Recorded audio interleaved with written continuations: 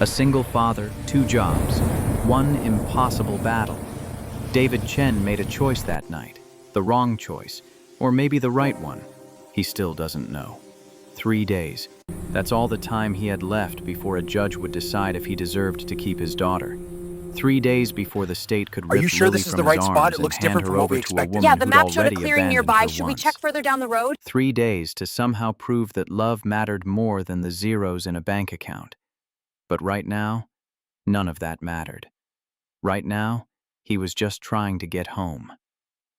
The diner's fluorescent lights buzzed overhead as David untied his apron for the last time that shift. 11:45 on a Friday night, and his feet screamed inside steel-toed boots that had seen better years. 14 hours. 2 different uniforms. 2 completely different worlds. Mornings spent fixing HVAC systems in office buildings, where secretaries looked through him like he was part of the furniture. Evenings slinging coffee and pie to truckers who at least had the decency to see him as human. The tip jar felt light when he emptied it into his palm. $52 in wrinkled bills and coins that stuck together. Enough to pay Ruth Thompson for watching Lily. Enough for groceries if he stuck to the basics. Not enough to impress a family court judge who'd probably never set foot in a place like this. Outside, the October air carried the first whisper of winter. David's Honda Civic sat alone under the flickering parking lot light, rust spreading across the wheel wells like a disease he couldn't afford to cure. The dashboard clock glowed green. 11:47 p.m. The court paperwork sat in the passenger seat where he'd left it that morning, the words blurring together after he'd read them so many times. Chen v. Walker, custody hearing. Monday, 9 a.m., 72 hours. That's what people needed to survive in a desert without water. David had 72 hours to prove he was worth more than Jennifer Walker's bank account, more than her parents' old Houston money, more than the $1,000 an hour lawyer who'd never lost a custody case. The engine coughed twice before catching. Classic rock drifted from the radio. George Strait singing about carrying love wherever he went. David pulled onto the empty street, his headlights cutting through darkness that felt heavier than usual. His phone buzzed.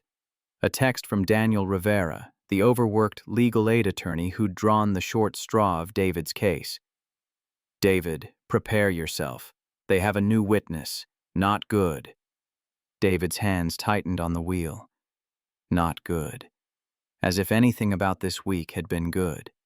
As if Jen showing up after 2 years with a smile and a sobriety chip somehow erased finding Lily alone in their old apartment, crying in a soiled diaper because her mother had been gone for 15 hours chasing a high. The memory still woke him up some nights. Lily's face when he'd walked through that door. The way she'd reached for him with arms that shook, the smell of fear and neglect that had filled those rooms. 4 years old and already learning that the people who were supposed to love you most could vanish without warning. He'd filed for divorce the next day. Full custody.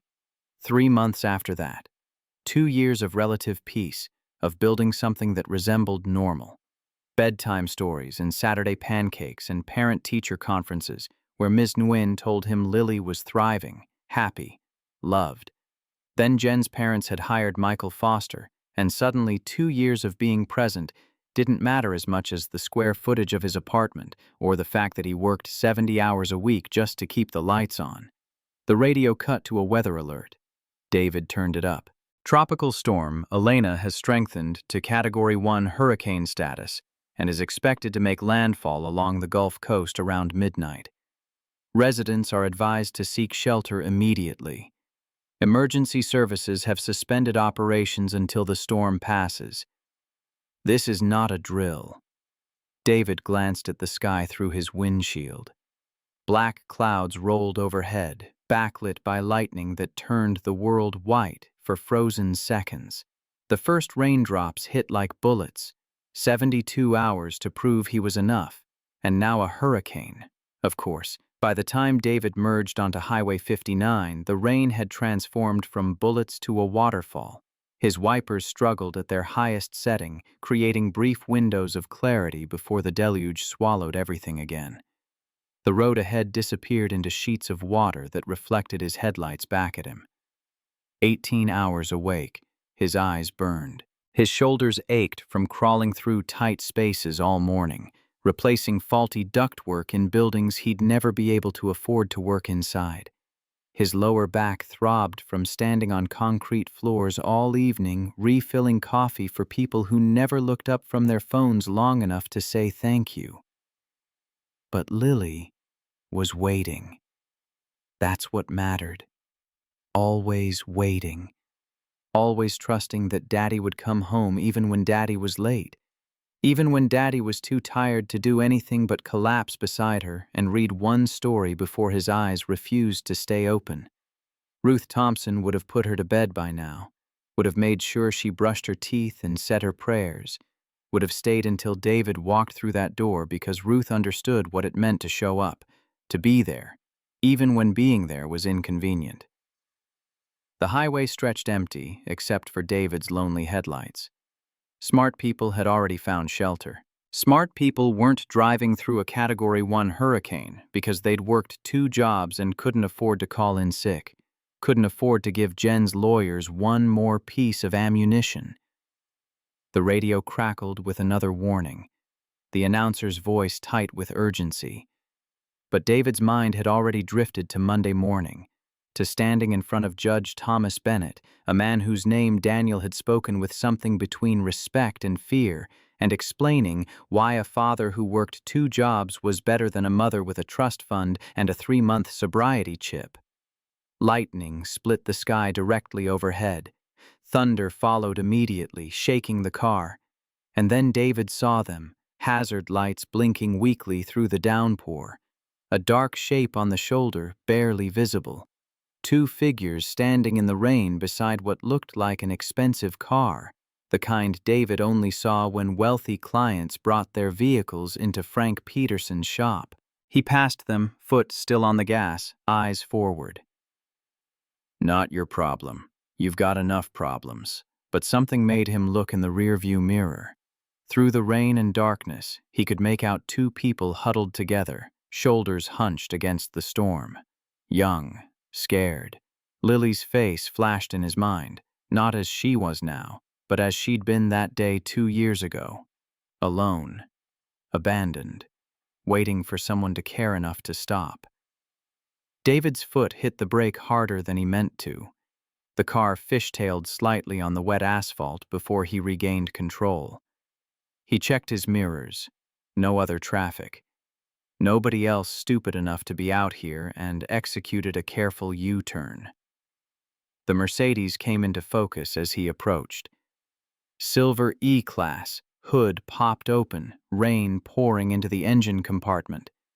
2 girls in their early 20s stood beside it. Expensive jackets soaked through, designer shoes caked with mud. Identical faces tracked his approach with expressions caught between hope and wariness. David pulled onto the shoulder ahead of them and killed his engine. For a moment, he just sat there, hands on the wheel, asking himself what the hell he was doing. Jen's lawyer would love this. Working-class hero stops to help stranded rich girls, trying to manufacture sympathy. Paint himself as some kind of saint, except nobody would ever know. And these 2 girls were still standing in a hurricane. He grabbed his phone, checked the battery, 42%, and stepped out into the storm. The rain hit him like a physical force, immediately soaking through his work shirt. The wind threatened to rip the door from his hands as he pushed it shut. He jogged toward the girls, squinting against water that ran into his eyes. They watched him approach. The one on the left stepped slightly in front of her sister. Protective instinct David recognized from his own life. He had to shout over the thunder, "Car trouble!" "Car?" The protective one nodded, water streaming down her face. Blonde hair that probably cost a fortune to maintain hung in dark ropes around her shoulders. "It just died. We've been here almost an hour.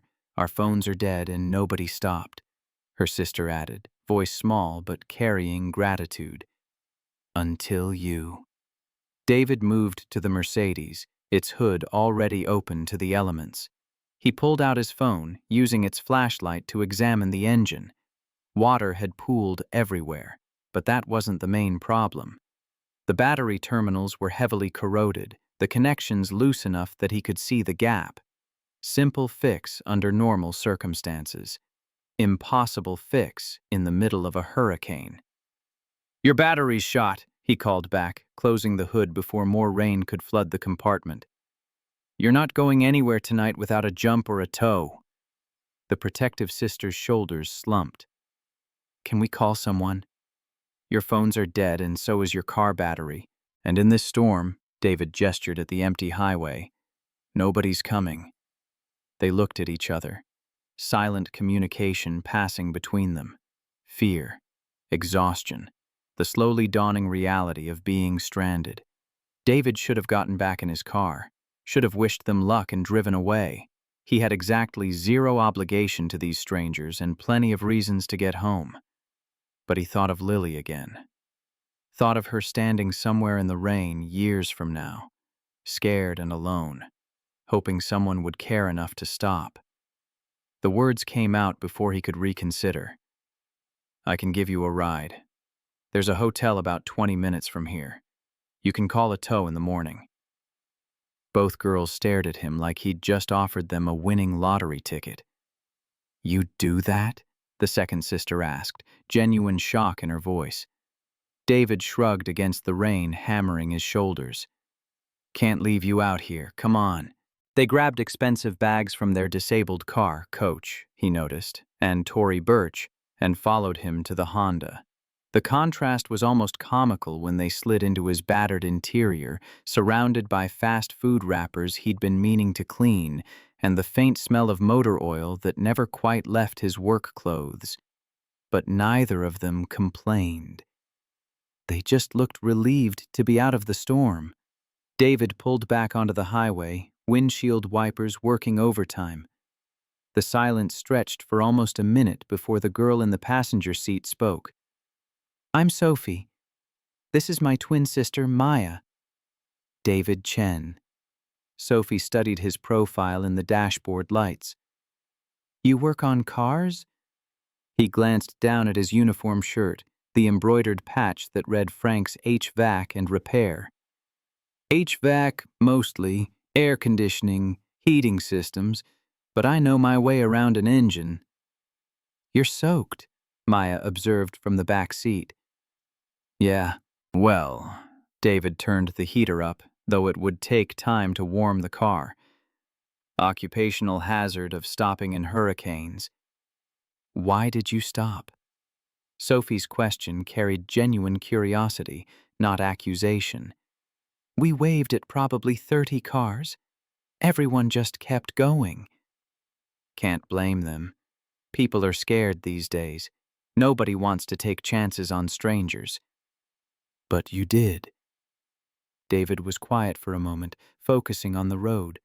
The rain had started to ease slightly, downgrading from apocalyptic to merely terrible.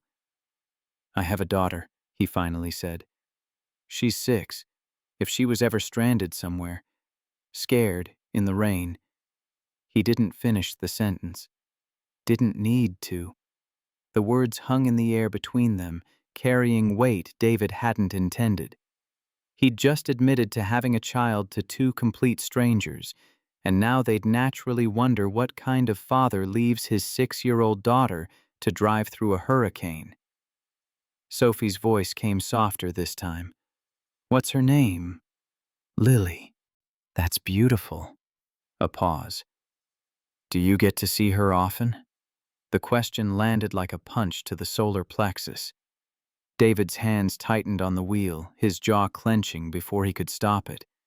These girls couldn't have known, couldn't have guessed that they'd just poked the rawest wound in his life. "Every chance I get," the words came out rough, which might not be for much longer. He hadn't meant to say that, hadn't meant to crack open the door on the nightmare that had consumed the last 3 months. But exhaustion and stress had worn down his filters, and something about these strangers felt safe.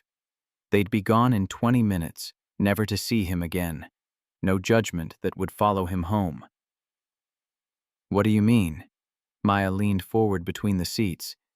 David stared at the road ahead, the white lines that appeared and disappeared in the rain. His voice came out flat, emotionless, the way he'd trained it to sound when talking about things that could destroy him if he let them. "Her mother and I are divorced. She's trying to take full custody. Says I'm not fit to be a father because I work too much, don't make enough money. Court dates Monday morning." "That's horrible," Sophie whispered. "It is what it is," though his voice betrayed him, cracking slightly on the last word. "I'm doing everything I can. 2 jobs, saving every penny, showing up to every school event. But sometimes—" He stopped, aware he was sharing too much with these strangers. "Sometimes it feels like it's not enough. Like the world's already decided I'm not good enough." The silence that followed felt different than before. Heavier, more personal. Maya's voice came quiet from the back seat. "Our father's like that, always working. We barely see him." Sophie picked up the thread. "He has all the money in the world. Big house, nice cars, everything. But we'd trade it all just to have dinner with him once a week without him checking his phone. He thinks providing means everything," Maya added. "Doesn't understand that we just want him there, present." David glanced at Sophie. "You should tell him that." "We've tried." Sadness colored her words. "He doesn't listen. Says we don't understand what it takes to maintain our lifestyle." "Sounds lonely." "It is," Sophie admitted. "Money doesn't fix loneliness. It just makes it more comfortable." The phrase settled into David's chest, finding a home there. He'd been poor most of his life, had known what it meant to choose between gas and groceries, between fixing the car and fixing the heater. But he'd never been lonely. Not really. Not with Lily. These girls had everything he lacked materially, and nothing that actually mattered. "What does your dad do?" The question came out before David thought about whether he wanted to know. "He's a judge," Sophie said. "Federal court." Of course he was. David nearly laughed at the bitter irony. Here he was driving 2 daughters of the judiciary through a hurricane while preparing to face a different judge in 72 hours. The universe had a twisted sense of humor. "Thomas Bennett," Maya offered. "You might have heard of him." David ran the name through his memory, coming up empty. "No. My judge is—" He tried to remember what Daniel had told him. The name had slipped away in the chaos of everything else. "I don't remember. My lawyer mentioned it." The conversation drifted after that, Sophie asking gentle questions about Lily, what she liked to draw, her favorite books, whether she was doing well in 1st grade. David answered, surprised by how easy it was to talk about his daughter with these strangers. How the knot in his chest loosened slightly when he described Lily's laugh, the way she narrated her drawings with elaborate stories, how she'd started reading on her own and wouldn't stop showing him every new word she conquered. "She sounds amazing," Sophie said. "She is." No hesitation, no doubt. "She's everything." "Our dad never talks about us like that," Maya murmured. "Like we're his whole world." "Maybe he does," David suggested. "Just not to you. Some people don't know how to say what they feel." "Or maybe he doesn't feel it." Sophie's voice carried a resignation that came from years of disappointment. "Maybe work really is more important to him." David wanted to argue, to defend a man he'd never met, but he had no ground to stand on. He didn't know Judge Thomas Bennett, didn't know if the man loved his daughters or merely tolerated them as obligations. Some fathers were built differently, saw providing as the sum total of their duty, never understanding that children needed presence more than presence. The Hilton emerged from the rain, its lit entrance a beacon of warmth and safety. David pulled under the covered drop-off area, putting the car in park. Sophie and Maya gathered their bags, movements slow like they didn't want the ride to end. "Thank you," Sophie said, turning to face David. "You didn't have to stop, but you did." "It's fine." "It's not fine, it's—" She searched for words. "It's the kind of thing that restores your faith in people." Maya leaned forward from the back seat. "I hope your judge sees what we see, that you're exactly the kind of father Lily needs." The words hit harder than David expected. His throat tightened. "Thanks." Sophie pulled a pen from her purse, scribbling something on the back of a receipt. "Here's my number. If you need a character witness or something for Monday, we'd be happy to tell the judge about tonight." David took the paper, though he had no intention of using it. Two college girls testifying about a random act of kindness wouldn't change Michael Foster's carefully constructed narrative about the unfit father who couldn't provide a stable home. But he appreciated the gesture. "Thank you. Really." They climbed out into the covered entrance, waving one more time before disappearing through the sliding glass doors. David sat there for a moment, engine idling, watching rain pour off the overhang in sheets. His phone buzzed, a text from Ruth Thompson. "Honey, are you close? Lily tried to wait up but fell asleep."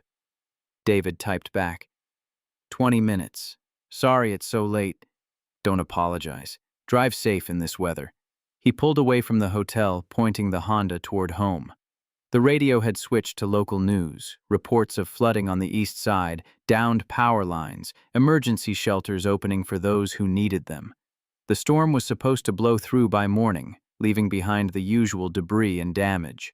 David's mind wandered to Monday, to standing in front of a judge whose name he couldn't remember and whose face he'd never seen, to Michael Foster presenting photos of David's small apartment, financial records that showed more month than money, work schedules that proved he was never home. Daniel Rivera would do his best with what they had. Teacher testimonials, Ruth Thompson's affidavit about David's dedication, Lily's school records showing she was thriving. But Foster had something they didn't.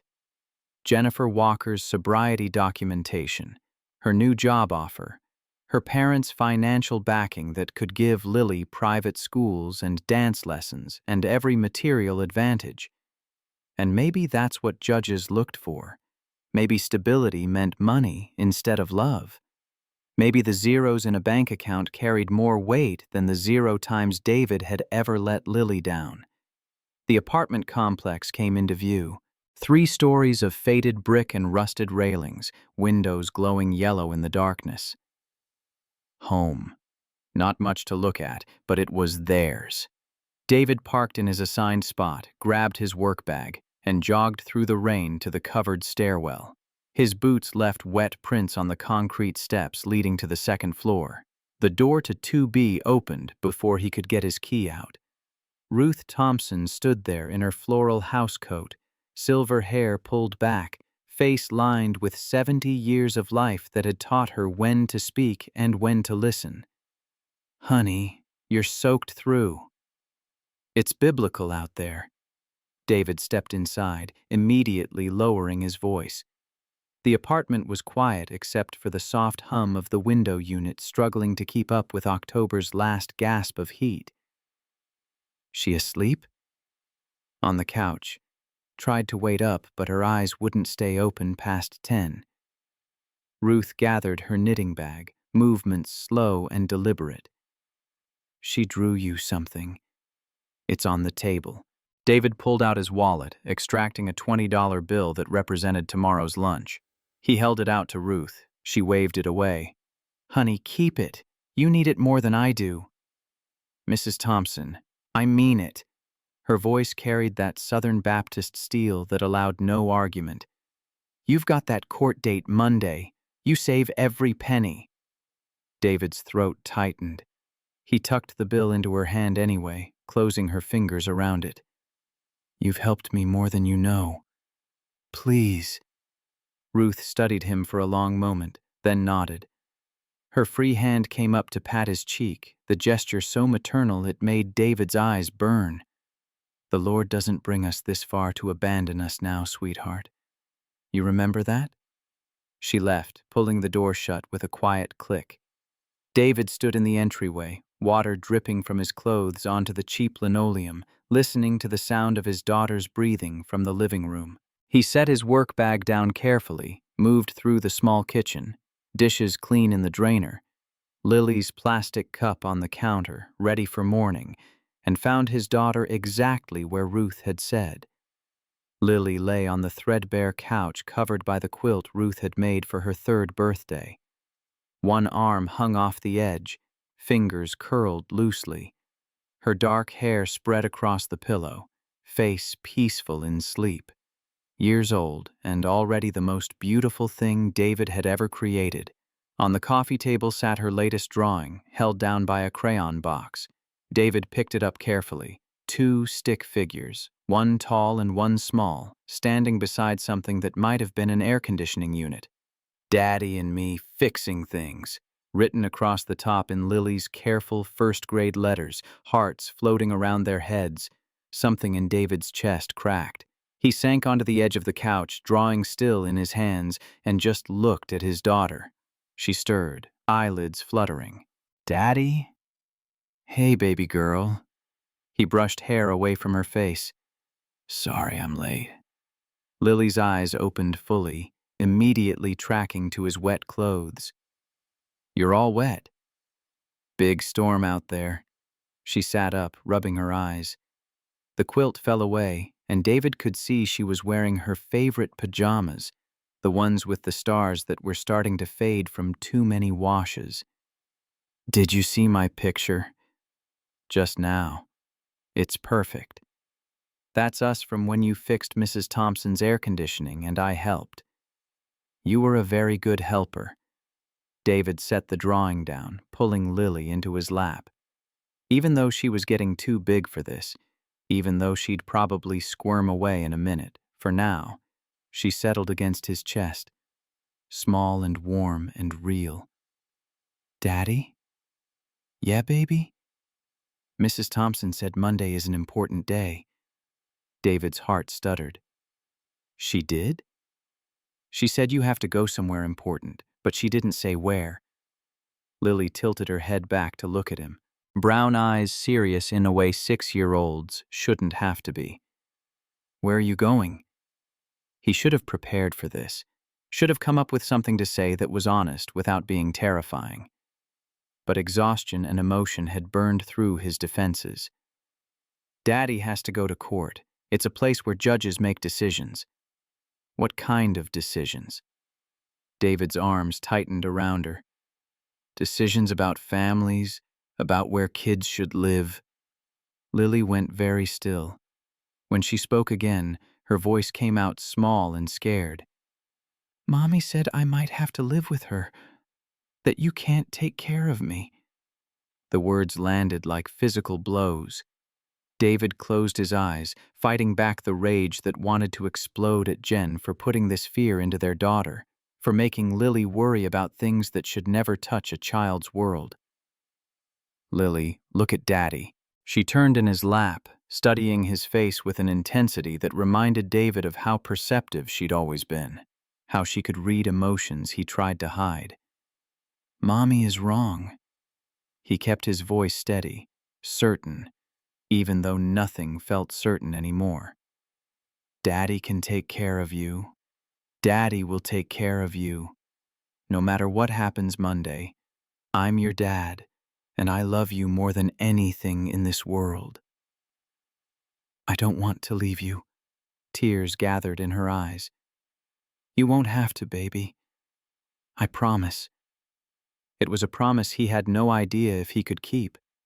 A promise that might shatter Monday morning when Judge Thomas Bennett looked at financial statements and work schedules and decided that money mattered more than presence. But Lily needed to hear it. Needed to believe her world wasn't about to collapse. David held his daughter on that worn couch while rain hammered against the windows, while the cheap wall clock ticked toward Saturday. while 72 hours became 71 and kept counting down. He held her until her breathing evened out again, until sleep pulled her back under, until he could carefully carry her to her small bedroom and tuck her into a bed he'd assembled from IKEA with instructions he could barely follow. The room was tiny, barely fit the bed and dresser, but David had made it special. Painted the walls yellow, because Lily said it was a happy color. Built a bookshelf from scrap wood because new furniture wasn't in the budget. Hung curtains Ruth had sewn, covered in butterflies and flowers. This room held more love than money could buy, but would a judge see that? Or would he see peeling paint and a handmade bookshelf and curtains from a neighbor instead of a decorator? David pulled Lily's door almost closed, leaving it cracked the way she liked. He moved through the apartment on autopilot, locked the front door, turned off lights, checked that tomorrow's work clothes were ready. His phone buzzed again. Another text from Daniel Rivera. "We need to talk before Monday. Can you come to my office Saturday at 10 o'clock? David typed back, "I'll be there."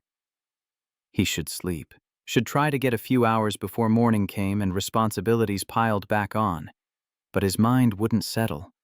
Kept circling back to Maya and Sophie's words about their father, about money not fixing loneliness, about choosing presence over providing. David moved to Lily's room again, standing in the doorway and watching her sleep. This was what mattered. This small person who trusted him completely, who drew pictures of them together, who'd never once complained about their cramped apartment or second-hand clothes or the fact that her father worked himself to exhaustion. She just wanted him there, and he would be. No matter what Monday brought, no matter what Judge Thomas Bennett decided, David would fight with everything he had to stay in this little girl's life, even if everything he had wasn't enough. The rain had finally started to ease, the hurricane downgrading to tropical storm as it moved inland. David stood at his daughter's doorway, wet clothes clinging to his skin, exhaustion pulling at his bones, and made a silent vow to the universe, or God, or whatever force controlled these things. Give me Monday. Give me a chance to prove that love counts for something, that showing up matters more than showing off, that this child deserves her father, even if her father can't afford the things her mother's parents can buy. Just give me a fighting chance. Thunder rumbled in the distance, already fading. The storm was passing. Monday was coming, and David Chen had 71 hours left to prepare for the most important battle of his life. Saturday morning arrived with deceptive sunshine, the kind that followed storms and pretended the world hadn't just been drowning. David woke to Lily's weight on his chest, her small hand patting his face. "Daddy, you forgot to change clothes." He blinked at the ceiling, realizing he'd fallen asleep in yesterday's damp work shirt. His neck ached from the angle against the couch arm. "What time is it?" "The big hand is on the 12 and the little hand is on the 8. 8? Chukwak. 2 hours before he had to meet Daniel Rivera. David sat up carefully, Lily sliding into his lap. Through the window, Houston looked scrubbed clean, puddles reflecting blue sky like nothing had happened. "Want pancakes?" The question came automatically, part of their Saturday ritual. Lily's face lit up. "Can I stir?" "Always." They moved to the kitchen together, Lily dragging her step-stool to the counter while David pulled out the Bisquick box. The familiar routine settled something in his chest. Measuring cups, the satisfying crack of eggs. Lily's careful stirring that sent flour dust into the air and covered her pajamas. "Not too fast or it gets lumpy." "I know, Daddy." She stuck her tongue out in concentration, the same expression she made when drawing. David watched her stir. This small person who'd somehow become his entire world. In 48 hours, a stranger in a black robe would decide if moments like this got to continue. If Saturday morning pancakes and flour-covered pajamas mattered more than square footage and salary. The first pancake hit the griddle with a hiss. Lily abandoned her stirring to watch it bubble. "Daddy, can we go to the park after breakfast?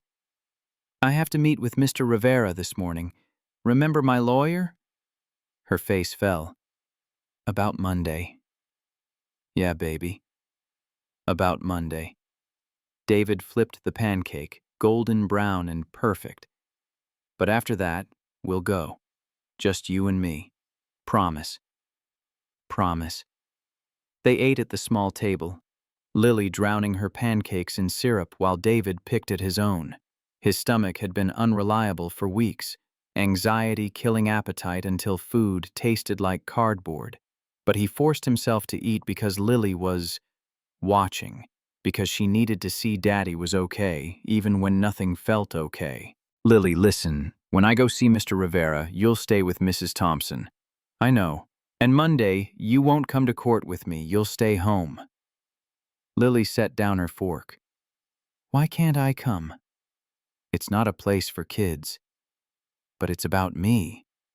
Her voice carried logic that gutted him. "Shouldn't I tell the judge I want to stay with you?" David's throat closed. He reached across the table, taking her syrup-sticky hand. "You don't have to do that. The judge will make the right decision." "But what if he doesn't know? What if nobody tells him I'm happy here?" "Baby, I'm happy, Daddy. I don't want a bigger house or more toys. I want you." The words cracked something in David's chest. He pulled Lily from her chair into his lap, holding her against his heart. She smelled like syrup and sleep and everything good in his life. "I know, sweetheart. I know." "Then why does Mommy want to take me away?" How did you explain addiction to a 6-year-old? How did you make her understand that Jen's sickness had nothing to do with Lily being lovable or wanted? That sometimes broken people broke everything around them, even their own children. Mommy made some mistakes, but she loves you." "If she loves me, why did she leave?" David had no answer that wouldn't damage either Jen or Lily's ability to trust people, so he just held her tighter and let the question dissolve into silence. Ruth Thompson knocked at 9:30, arriving with her knitting bag and the patience of someone who'd raised 4 children and buried 1 husband. She took one look at David's face and shooed him toward the door. "Go on. Me and Lily will be just fine." The legal aid office occupied the 3rd floor of a building that had seen better decades. Water-stained ceiling tiles, fluorescent lights that hummed with electrical illness, the smell of old coffee and older dreams. David found Daniel Rivera in a windowless conference room, surrounded by folders that spilled across a table scarred with initials and coffee rings. Daniel looked up, exhaustion written in the lines around his eyes. 45 years old and already going gray, wearing a suit that had been nice once but now showed wear at the elbows and collar. A good man doing impossible work for people who couldn't afford better. "David, sit." The chair scraped against linoleum. David sat, hands clasped on the table, and waited for whatever bomb Daniel was about to drop. "I'll be straight with you. This isn't good." Daniel opened the top folder, revealing photographs. David's apartment building, the cracked parking lot, the rusted railings. Interior shots that made the small rooms look even smaller. The worn couch, the second-hand furniture, the kitchen with its peeling linoleum. "Foster has all of this. He'll present it Monday as evidence of inadequate living conditions." "It's not inadequate. It's clean. It's safe." "I know." Daniel held up a hand. "But look at it through a judge's eyes. Compare it to what Jen can offer." He pulled out more photos. A high-rise building in River Oaks, all glass and steel. An apartment with floor-to-ceiling windows, granite countertops, hardwood floors, furnished like a magazine spread. "Her parents are paying for this. 2 bedrooms, 1,400 square feet. They've already hired an interior decorator for what they're calling Lily's room." David stared at the images, feeling something cold settle in his stomach. She doesn't even have Lily yet, and she's decorating a room. "It plays well in court. Shows planning, preparation, commitment to providing a stable environment. It shows money. Bitterness leaked into David's voice. That's all it shows. Daniel pulled out another folder. Foster also has your work schedules for the past 6 months. 70 to 75 hours a week, David. He's going to argue you're never home, that Lily spends more time with Ruth Thompson than with you. Because I'm working to support her. I know, but what am I supposed to do? Daniel cut in. Choose between keeping a roof over her head and being there for bedtime. There's no winning. If I work less, I can't afford to keep her. If I work more, I'm not present enough. So what the hell am I supposed to do? David's voice rose, frustration and fear combining into something that tasted like acid. Daniel let the outburst settle before speaking again, his voice quiet and steady. We focus on what we have. Teacher testimonials. Miss Nguyen says you've never missed a parent-teacher conference, Ruth's affidavit about your dedication, Lily's school records showing she's thriving, happy, well-adjusted. Is it enough? I don't know. Honesty, at least. Foster is good at his job. He'll make Jen look like a recovering saint who's overcome adversity. He'll make you look like a struggling single father who can't provide adequately. David's head dropped into his hands. 48 hours. 48 hours until his entire world got decided by someone who'd never met him, never seen him with Lily, never witnessed the 1,000 small moments that made them a family. There's something else. Daniel's tone shifted, carrying a weight that made David look up. Jen has a new sponsor, financial backer. Her parents? Not just them. William Walker. Her father put up a $50,000 retainer for Foster. Cash up front. The number hit like a physical blow. $50,000. More than David made in 18 months of killing himself across 2 jobs. Enough to buy the kind of legal representation that never lost custody cases. So, you're outgunned. Different thing. Daniel closed the folders, stacking them carefully. Who's your judge? David tried to remember what Daniel had mentioned earlier in the week. The name had slipped through the cracks of his exhausted mind. You told me. I don't remember. Thomas Bennett. Something about the name tickled at David's memory, but he couldn't place it. Is that good or bad? Neither. He's tough, but fair. Doesn't get influenced by money or status. He'll look at the facts, the evidence. What's actually best for Lily? Daniel leaned forward. That's good for us. We have the relationship, the bond. Jen has money, but no history of being present. She has sobriety documentation, though, right? Proof she's been clean. 9 months, NA meetings, counseling, the whole program. Daniel's expression showed what he thought of 9 months against 2 years of abandonment.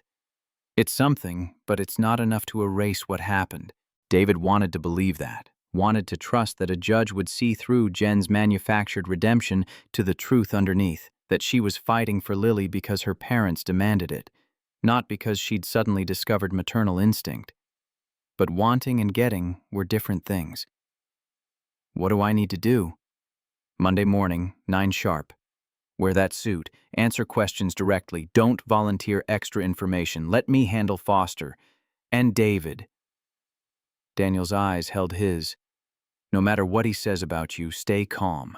He's going to try to provoke you, make you look unstable or aggressive. Don't give him that. I can stay calm.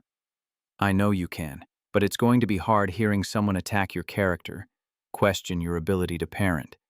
Daniel gathered his folders. One more thing. There might be a new witness. David's stomach dropped. Who? I don't know yet. Foster filed the disclosure late Friday, probably hoping we wouldn't have time to prepare. We'll find out Monday. They talked for another 30 minutes, Daniel walking David through potential questions, likely attacks, the order of proceedings. By the time David left, his head was spinning with information that felt simultaneously crucial and useless. The Herman Park playground was crowded with post-storm families, parents grateful for sunshine and exhausted children who needed to burn energy. David pushed Lily on the swings, watching her hair fly as she soared higher. "More Daddy!" He pushed harder, her delighted shrieks cutting through the ambient noise of other kids playing. For these moments, nothing else existed. Not Monday's hearing, not Foster's photographs, not the $50,000 retainer that bought lawyers who never lost. Just David and Lily and the simple physics of a swing set. Eventually, she jumped off mid-arc, landing in the mulch with a stumble that became a laugh. She ran to the slide, joining 3 other kids in a race to the top. David settled onto a bench, keeping her in sight while his mind wandered places it shouldn't. What would happen if he lost? Would they let him say goodbye? Would there be some terrible handoff where Lily cried and reached for him while Jen's parents looked on with satisfaction? Would Ruth Thompson have to watch another child leave her care, powerless to stop it? His phone buzzed. Unknown number. David almost didn't answer, but something made him swipe to accept. A woman's voice, young and uncertain. "Mr. Chen, this is Sophie from last night. The storm." David's brain took a moment to switch gears. "Sophie, hi. Is everything okay?" "Yes, fine. We got the car towed this morning. Everything's handled." A pause. "Maya and we told our father about you, about what you did." Dread formed in David's chest. The last thing he needed was more complications, more people knowing his business. "You didn't have to do that." "We wanted to. We told him about finding us in the storm, about driving us to safety, about your daughter and the custody hearing." Another pause, longer this time. "He wants to meet you before the hearing." "I don't think that's a good idea." "He said to tell you there's no obligation. I think we made him realize some things about being absent, about what matters." Sophie's voice carried something pleading. "He's trying, Mr. Chen, and I think meeting you might help him understand how to try better." David watched Lily slide down, her smile visible even from 30 feet away. Meeting a federal judge 2 days before, facing a different judge in family court seemed like tempting fate. But something in Sophie's voice reminded him of Lily. That need for a parent to just show up, to see them as worth the effort. "When?" "Tonight. We could come to you or—" "No." The last thing David needed was Sophie and Maya seeing his apartment, reporting back about the peeling paint and cramped rooms. Somewhere neutral. Coffee shop near the courthouse. "Perfect. 7 o'clock. There's a place called Magnolia Cafe." David agreed before he could reconsider, then immediately questioned the decision as the call ended. What was he doing meeting with a federal judge whose daughters he'd helped? It reeked of impropriety, of trying to manufacture sympathy through connections. Except Sophie had reached out to him. He hadn't asked for this.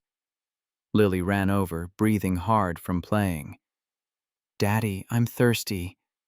They walked to the water fountain together, Lily gulping while David held back her hair. Simple moment, meaningless in the grand scheme of custody battles and legal warfare.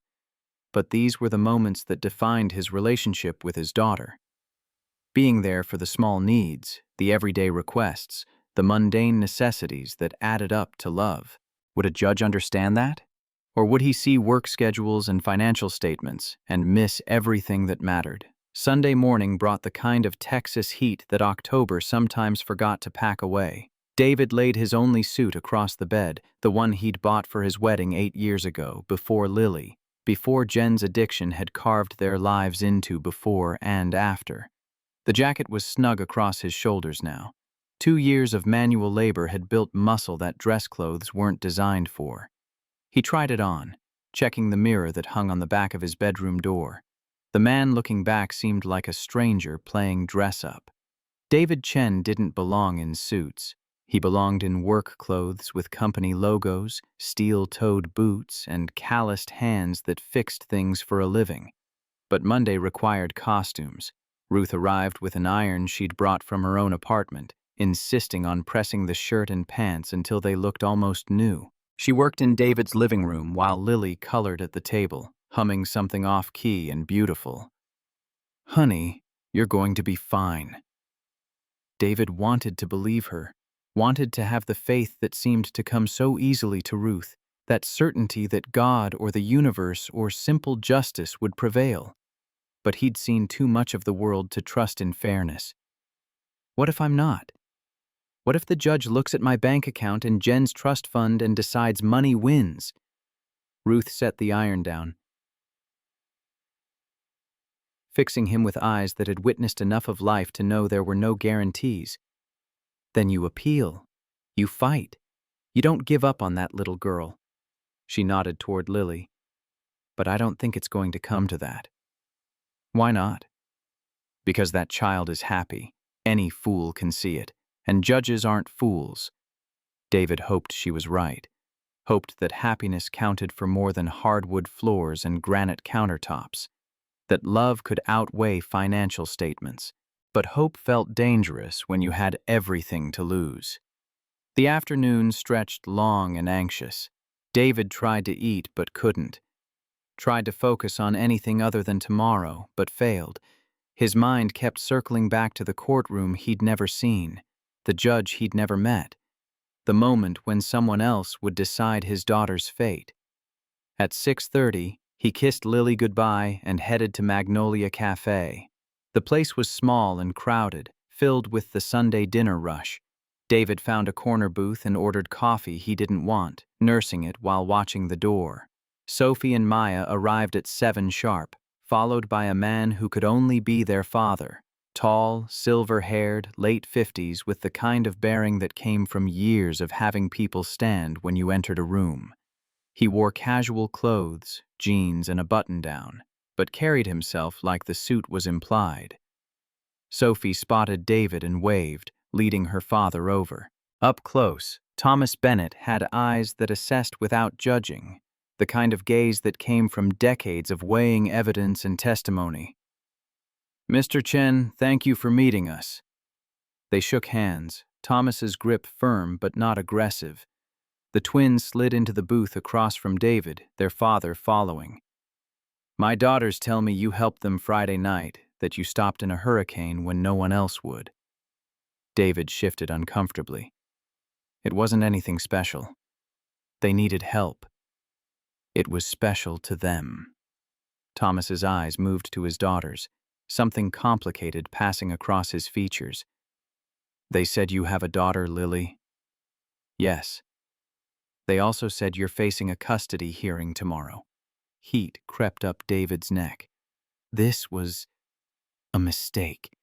Meeting with a federal judge, discussing his case, letting these strangers into his problems. "I shouldn't be talking about this." "You're not in my court," Thomas pointed out gently. "And I'm not here as a judge. I'm here as a father who's been doing everything wrong, talking to a father who seems to be doing everything right." The statement surprised David enough that he looked up, meeting Thomas's eyes directly. "My daughters told me about your conversation Friday night, about working 2 jobs to support Lily, about showing up even when you're exhausted." Thomas's voice carried something that might have been shame.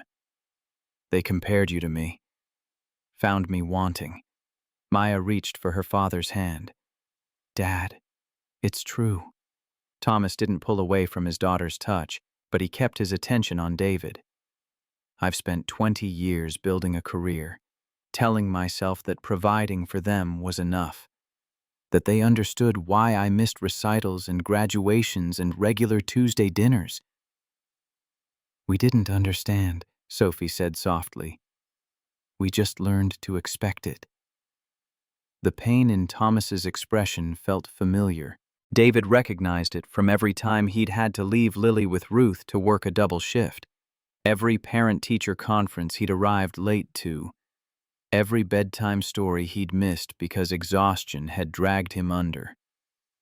"You work 2 jobs," Thomas continued. "You could use that as an excuse to be absent, but from what my daughters tell me, You're still there for Lily in all the ways that matter. I try to be. That's more than most people do.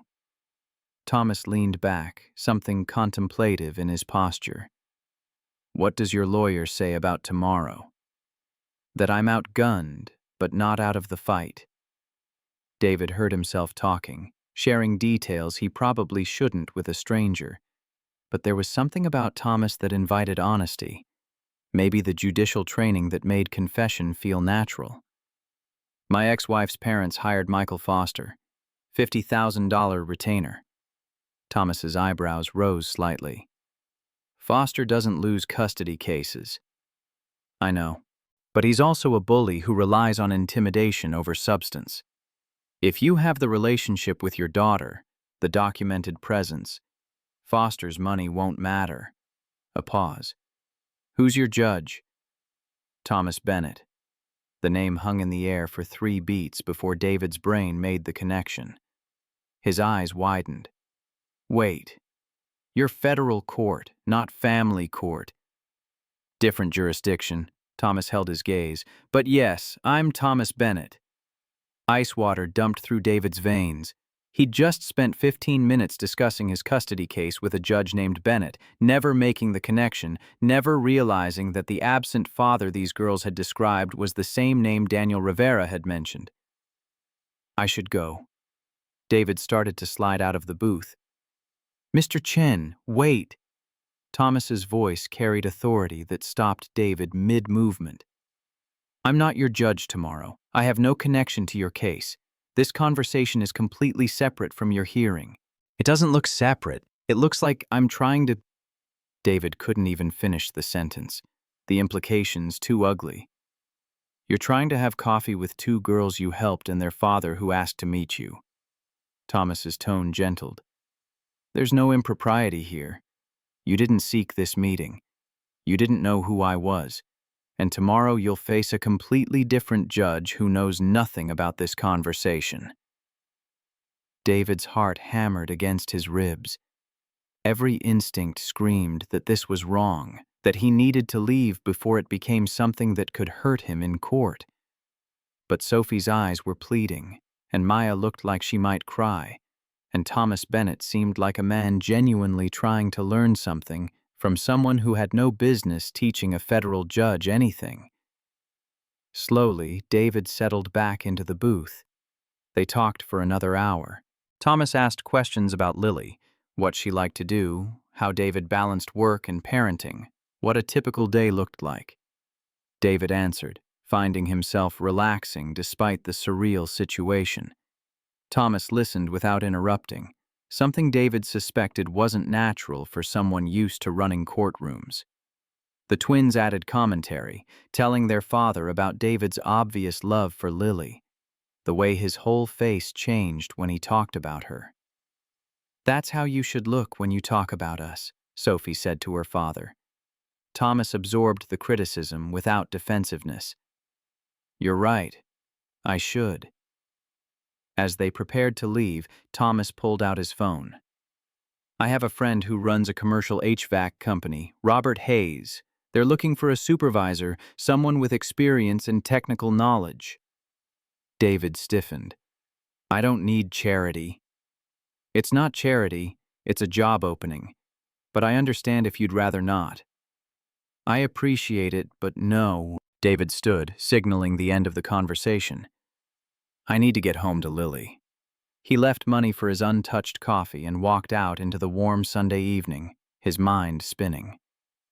Meeting Thomas Bennett felt like either the best or worst thing that could have happened 2 days before his hearing. He had no idea which. Monday morning arrived with the weight of execution day. David woke before his alarm, stomach churning.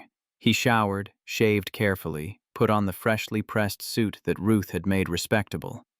Lily was already awake when he emerged from the bathroom, sitting on the couch in her pajamas and watching cartoons on mute. You look fancy, Daddy. He sat beside her, pulling her close. Daddy has to go to that important place we talked about. Remember? Court? Yeah. Mrs. Thompson will be here soon. You'll stay home today, okay? Lily nodded against his shoulder. Will you come back? The question pierced his chest. Of course I'll come back. Promise? I promise, baby girl. Daddy always comes back. Ruth arrived at 8, shooing David toward the door with the same maternal authority she'd wielded Saturday. Go on. The Lord is with you.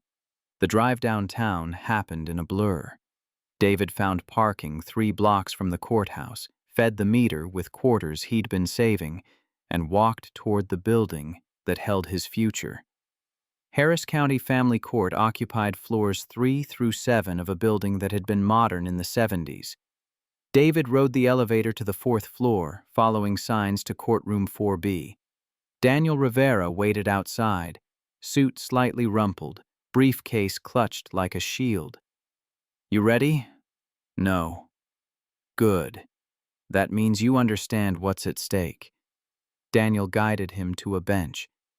Jen will be here with Foster and probably her parents. Don't engage. Don't react. Just get through this.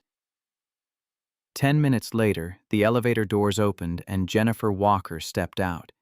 David hadn't seen her in 6 months, not since the last supervised visitation that she'd missed. She looked different, healthier, cleaner, put together in a way that money enabled. Her blonde hair was professionally styled, makeup subtle, suit probably worth more than David's monthly rent. Behind her came William and Victoria Walker, old Houston money in human form. William wore a Brooks Brothers suit, silver hair immaculate, expression carved from contempt. Victoria matched him in coldness, her designer clothes and perfect posture screaming superiority, and beside them, Michael Foster, late 50s, shark eyes, carrying a leather briefcase that probably cost more than David's car. Jen's eyes found David across the hallway. Something flickered in her expression.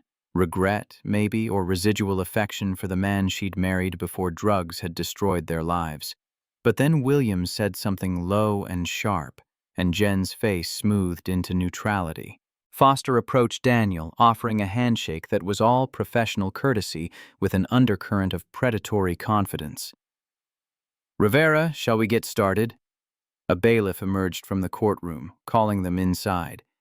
David followed Daniel through heavy wooden doors into a space that smelled like old paper and broken families. The courtroom was smaller than David had imagined. Wood paneling that had darkened with age, fluorescent lights that hummed overhead. The Texas and American flags flanking a bench that sat empty and waiting. Daniel directed David to the defendant's table. Scarred wood, metal chairs. A water pitcher that had seen better decades. Across the aisle, Foster settled Jen and her parents at the plaintiff's table. Newer and somehow more polished, the bailiff positioned himself near the bench. All rise, the Honorable Judge Thomas Bennett presiding. David's world tilted sideways. He started to stand with everyone else, moving on autopilot while his brain short-circuited. No, not possible. Different Bennetts. Had to be different. The door behind the bench opened and Thomas Bennett walked in, black robe replacing last night's casual clothes, reading glasses on a chain, silver hair catching the overhead lights. Their eyes met across the courtroom. Recognition flashed in Thomas's expression, quickly suppressed. He took his seat, face settling into professional neutrality as he opened the file in front of him. David couldn't breathe, couldn't process. The father who'd bought him coffee 12 hours ago was the judge who'd decide his daughter's fate. Daniel leaned close, whispering urgently. Did you know? David shook his head, incapable of speech. Thomas's voice filled the courtroom, steady and authoritative. Good morning. We're here for Chenville Walker custody hearing regarding minor child Lily Chen, age 6. His eyes moved across the room without lingering on David. Counsel, state your appearances. Foster stood smoothly. Michael Foster for petitioner Jennifer Walker, Your Honor. Daniel rose, slightly less smooth. Daniel Rivera for respondent David Chen, Your Honor. Thomas reviewed the file silently, pages turning with deliberate care. The courtroom held its collective breath. This case was originally scheduled for Judge Anderson, transferred to my docket Friday due to Judge Anderson's medical leave. Thomas looked up, meeting David's eyes for one loaded second. Before we proceed, I need to ask, do either party have any objection to me presiding? Foster stood immediately. No objection, Your Honor. Jen nodded her agreement. Daniel looked at David, question clear in his expression. David's mind raced through implications, possibilities, the massive conflict of interest that sat on the bench wearing a black robe. Thomas could recuse himself, should recuse himself. This entire situation was improper at best, grounds for mistrial at worst. But Thomas had listened last night, had understood in ways David suspected most judges wouldn't, had seen past financial statements to what actually mattered. Daniel whispered again, "Say the word, and we request recusal. New judge, clean slate." David thought of Lily drawing pictures of them together, of Saturday morning pancakes and bedtime stories, of 2 years of showing up while Jen's parents threw money at lawyers. He stood. No objection, Your Honor. Daniel's shock was visible but silent. Across the aisle, William Walker leaned forward, sensing something wrong but unable to identify what. Thomas studied David for a long moment. Mr. Chen, are you certain? You have the right to an impartial judge. I'm certain, Your Honor. Very well. Thomas set down his pen. Before we hear opening statements, I'm calling a 15-minute recess. Foster rose immediately. Your Honor, we just started. 15 minutes, Counselor. Thomas's tone allowed no argument. His gavel came down. Bailiff, Mr. Chen and counsel, please see me in chambers. The courtroom erupted in whispered confusion. William Walker stood, face reddening. Jen looked between her lawyer and her parents, lost. David followed the bailiff through a side door, Daniel gripping his elbow with barely contained panic. What the hell is happening? How do you know Judge Bennett? Friday night, the storm. The girls I helped were his daughters. Daniel stopped walking, face draining of color. Oh my God, David, this could destroy us. The judge is about to tell us himself. David kept moving, following the bailiff down a narrow corridor. Thomas's chambers looked exactly like chambers should. Wall of law books, wooden desk worn by decades of use, family photos scattered among legal texts. Thomas stood by the window, still wearing his robe, hands clasped behind his back. The bailiff withdrew, closing the door. Thomas turned to face them. Mr. Rivera, I need to disclose something to you and your client. His voice was formal, careful. Friday night, my daughters experienced car trouble during the storm.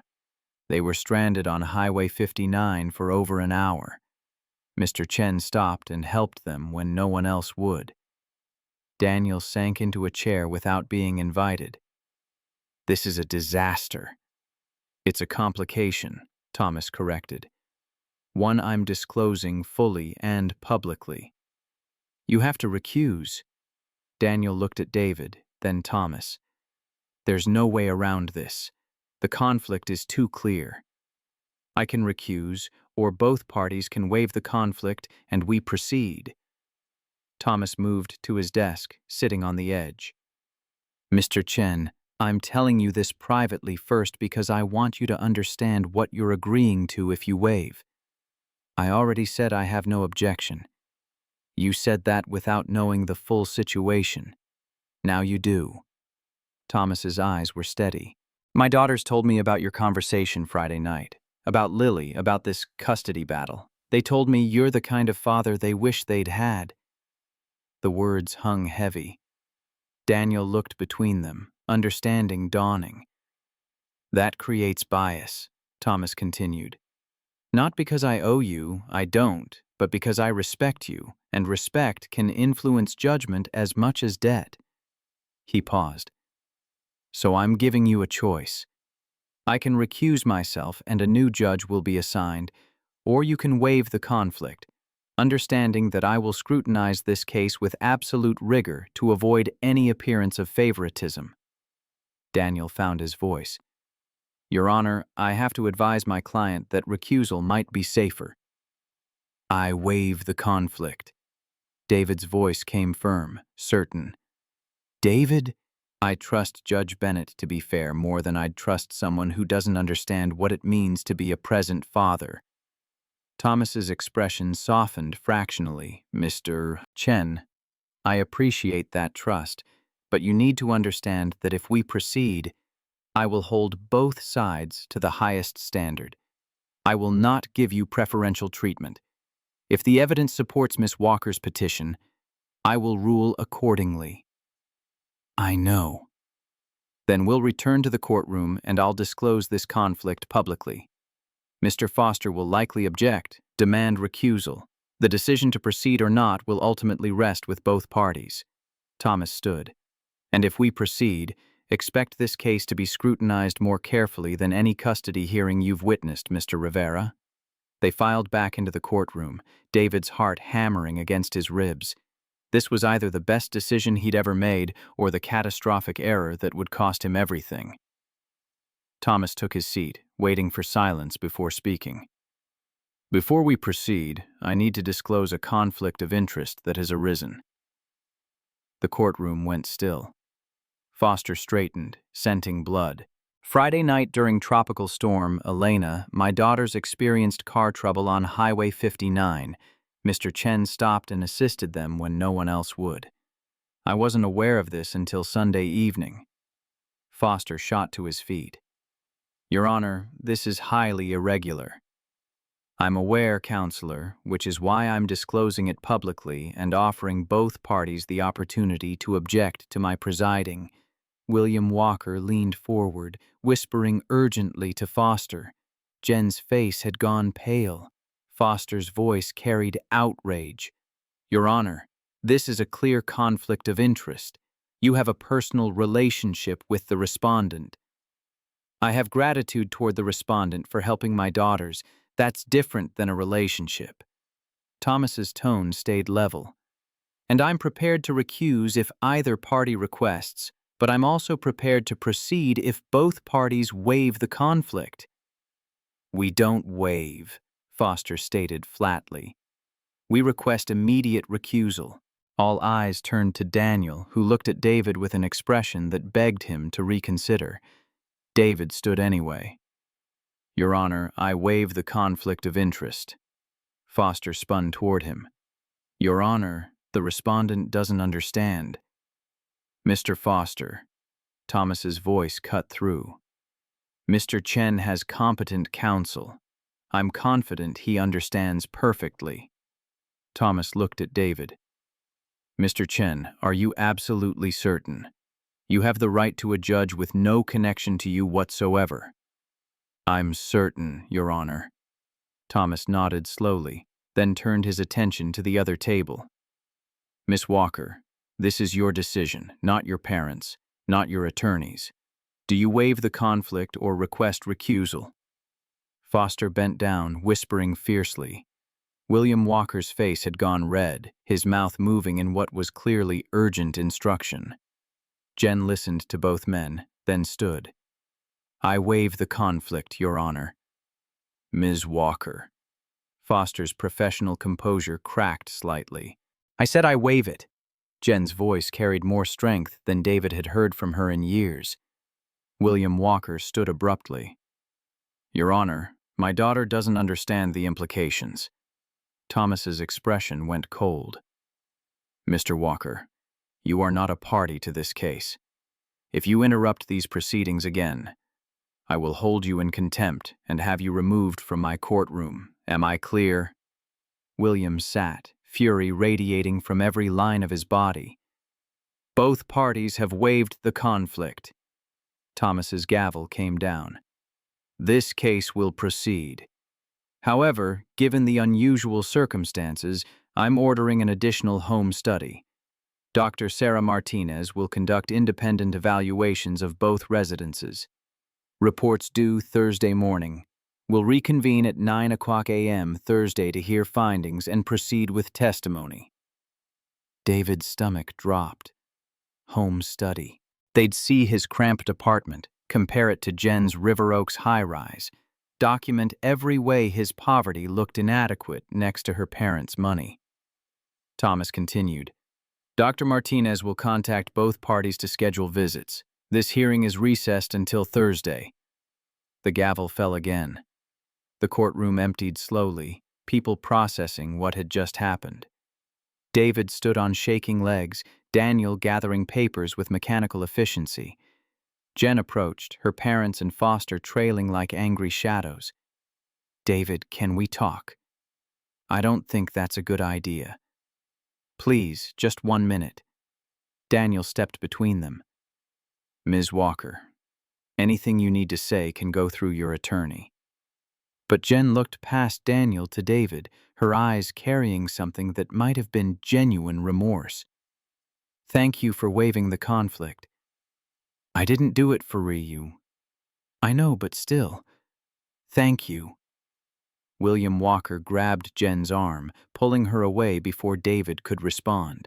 Foster shot a look that promised future warfare, then followed his clients from the courtroom. Daniel waited until they were alone before turning on David. That was the biggest gamble I've ever seen in family court. It felt right. Right doesn't always win. And now we have a home study, which is... Daniel stopped, running a hand through his hair. David, they're going to see your apartment. Compare it to what Jen can offer. The optics are terrible. So we show them what matters, that Lily is happy, healthy, loved. I hope that's enough. Daniel didn't sound convinced. David left the courthouse in a daze, the morning's events playing on loop. He'd just waived a conflict of interest with a judge who'd had coffee with him 12 hours before the hearing. Had trusted Thomas Bennett to see past money to what mattered. He'd either made the smartest move of his life or handed Jen everything she needed to destroy him. His phone buzzed as he reached his car. A text from an unknown number. Mr. Chen, this is Dr. Sarah Martinez. I'll be conducting the court-ordered home study. Available tomorrow at 2 p.m. for your residence. Please confirm. David stared at the message, then at his car's reflection in the courthouse windows. Tomorrow. They'd evaluate his life tomorrow and decide if it was good enough. He typed back. Confirmed. 2 p.m. Then he drove home to tell his daughter that nothing was decided yet, that they had to wait longer, that strangers would come judge whether their small apartment and second-hand furniture measured up to what a child deserved. Ruth met him at the door, reading his expression. What happened? The judge is the father of the girls I helped Friday night. Her eyes widened. Sweet Lord. I waived the conflict, told them I wanted him to hear the case anyway.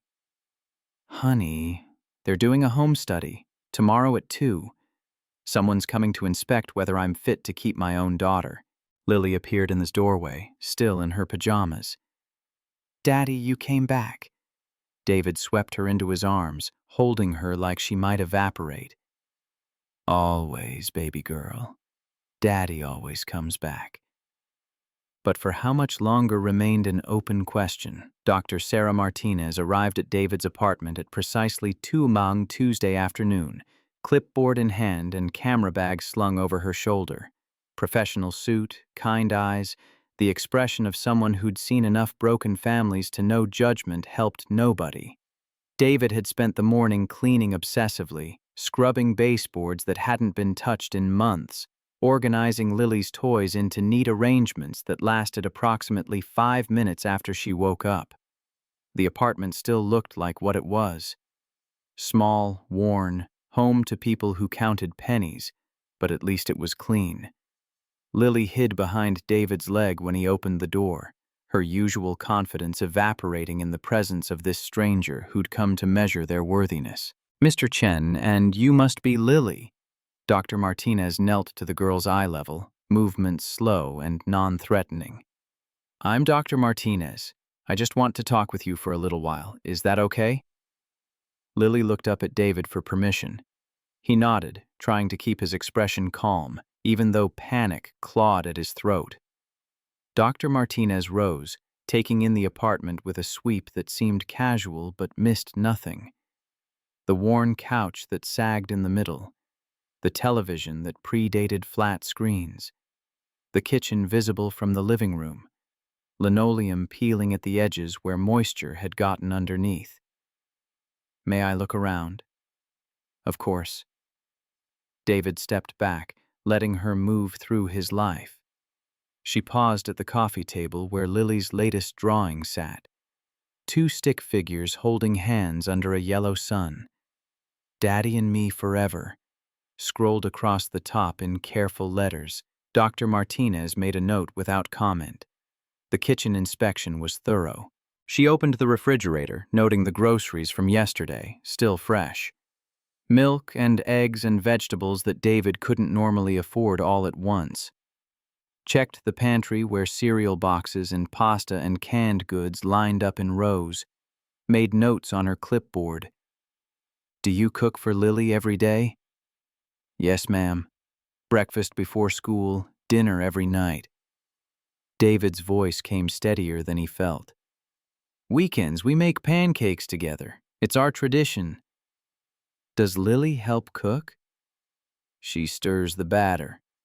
Gets more on herself than in the bowl, usually. Lily giggled from behind his leg, peeking out at Dr. Martinez with slightly less fear. The bedroom evaluation took longest. Dr. Martinez spent 15 minutes in Lily's small room, photographing every detail. The yellow walls David had painted himself, working late nights while Lily slept at Ruth's apartment. The bookshelf cobbled together from pallet wood he'd salvaged and sanded smooth. The bed with its princess comforter, last year's Christmas present that had required skipping 2 of his own meals to afford. She picked up a worn copy of The Giving Tree, pages soft from repeated readings. Is this Lily's favorite book? One of them. We read together every night before bed. More notes, more photographs. Dr. Martinez examined the drawings taped to every available wall surface. Lily's artwork, chronicling their life together. Daddy and me at the park. Daddy teaching me to ride my bike. Our family, which included David, Lily, and Ruth Thompson, but notably excluded Jen. Lily, where's Mommy in your pictures? The question came gentle, but Lily's body tensed against David's leg. Mommy's not there. Just Daddy and me. Dr. Martinez absorbed this without reaction, making another note that David couldn't read from his angle. Mr. Chen, I'd like to speak with Lily privately now. Would you mind waiting in the living room? Every instinct screamed to refuse, to protect his daughter from questions that might hurt or confuse her. But refusing would look worse than whatever Lily might say. He knelt beside his daughter. Baby, is it okay if you talk to Dr. Martinez alone? Daddy will be right outside the door. Lily's fingers tightened on his shirt. You won't leave? Never. I'll be 10 feet away. She released him slowly, watching as he backed out of her room. Dr. Martinez closed the door to a crack. David could hear murmured voices, but not distinct words. He stood in the hallway, hands clenched into fists, counting his own heartbeats. 5 minutes passed, then 10. Through the gap in the door, he caught fragments. Do you like living here? Lily's voice, small but certain. Yes, this is my home. Would you like a bigger house? A pause that stretched David's nerves taut. Then Lily, confused. Why? This is just right for Daddy and me. Do you miss Mommy? Another pause. Longer. David stopped breathing. Sometimes. But Mommy went away a long time ago. Mommy left when I needed her. Daddy never leaves. Something in David's chest cracked open. He pressed his palm against the wall, steadying himself. The door opened fully. Dr. Martinez emerged, Lily trailing behind and immediately reaching for David's hand. The evaluator's expression revealed nothing. "Thank you both. I have what I need here." She moved toward the front door, pausing before leaving. "Mr. Chen, a home isn't defined by square footage. Remember that." Then she was gone, leaving David and Lily standing in their small apartment while the weight of judgment settled over everything. Wednesday morning, David received Dr. Martinez's report via email from Daniel Rivera. He read it 3 times on his phone, standing in the parking lot of Frank's shop before his shift started. The Texas sun beating down on concrete that radiated yesterday's heat. The summary section hit him in waves. Chen residence, small, 680 guofu ta, but well-maintained, safe, child-appropriate. Child's room demonstrates significant parental investment and attention to child's needs. Evidence of stable routine, nutritional meals, educational engagement.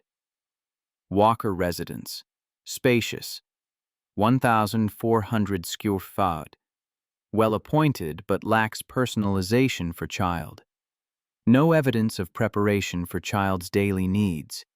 No toys, books, or items suggesting child's presence. The interview assessments were even more damning for Jen. Minor child Lily Chen, age 6.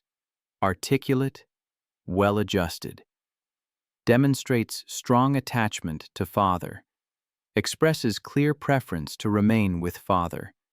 Shows no signs of distress, neglect, or inadequate care. Petitioner J. Walker demonstrates surface-level knowledge of child's current needs and preferences. Appears motivated by external pressures rather than intrinsic desire for parenting. Lacks detailed understanding of child's daily routine, interests, or developmental needs. And then the recommendation that made David's hands shake. Primary physical custody should remain with respondent David Chen. Petitioner Jennifer Walker may have supervised visitation rights pending continued sobriety verification and completion of parenting classes. Daniel's text came through as David finished reading. "This is good, really good, but don't celebrate yet. Foster will fight this hard." David called him back, voice tight. "What happens Thursday?" "Judge Bennett will review the report publicly. Foster can challenge it, but Dr. Martinez's evaluations are respected. If the judge accepts her recommendation..." Daniel let the possibility hang. "Then I keep Lily." "Then the evidence strongly supports you keeping Lily. But we still have to get through Foster's cross-examination, Jen's testimony, all of it." And Thursday morning arrived wrapped in the kind of autumn clarity that made Houston almost beautiful. David dressed in his suit again, the fabric already familiar from Monday's disaster. Lily watched from her bed, covers pulled up to her chin. "Daddy, will you know today?" He sat beside her, smoothing her hair. "Maybe, baby. The judge might decide today, or he might need more time." "I want to stay with you." "I know, sweetheart. And Daddy's going to do everything possible to make that happen." Ruth arrived early, shooing David out the door with a prayer and a firm hug. The drive downtown passed in a blur of catastrophic scenarios. Foster destroying Dr. Martinez's credibility.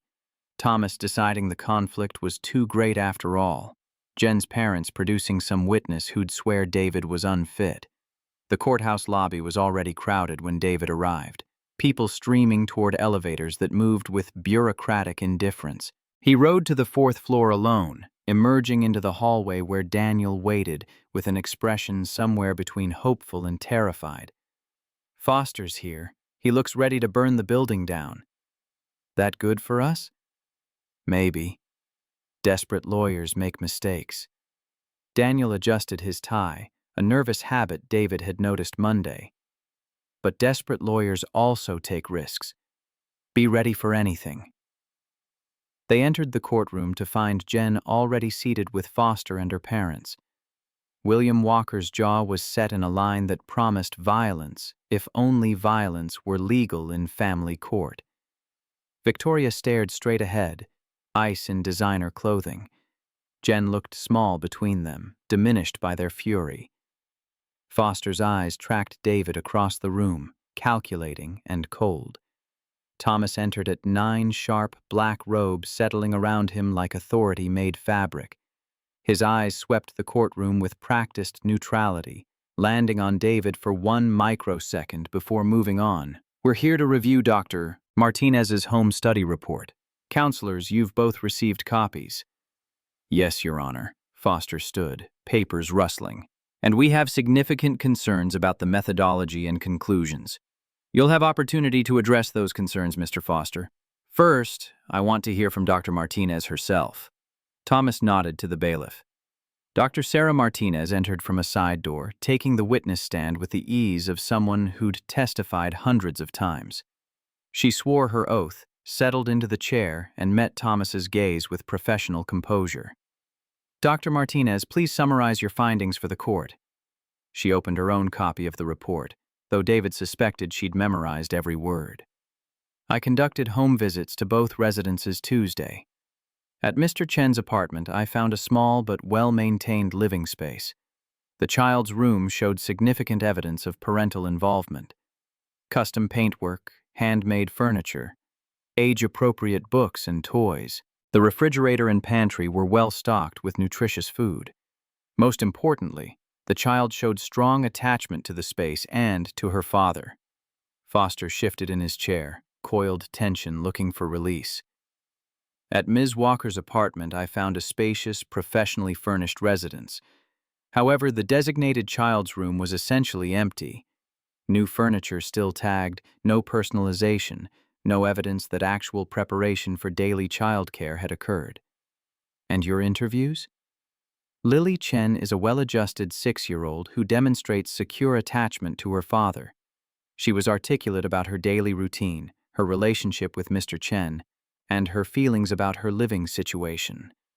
She expressed clear preference to remain with her father."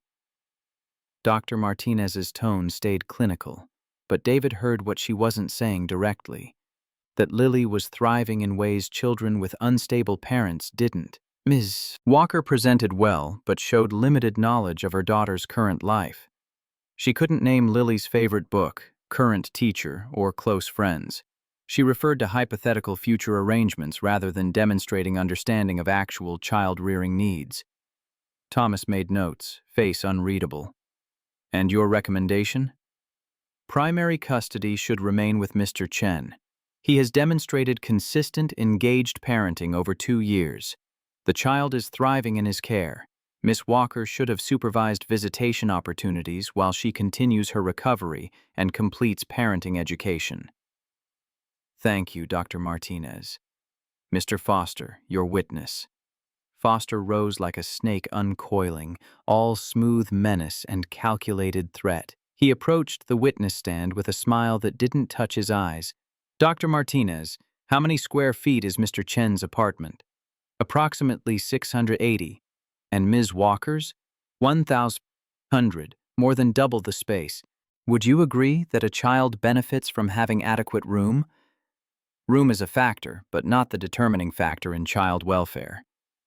"But it is a factor." Foster paced, hands clasped behind his back. "And Mr. Chen's work schedule, you reviewed that?" "I did." 60 to 70 hours per week, correct?" "That's what the record showed."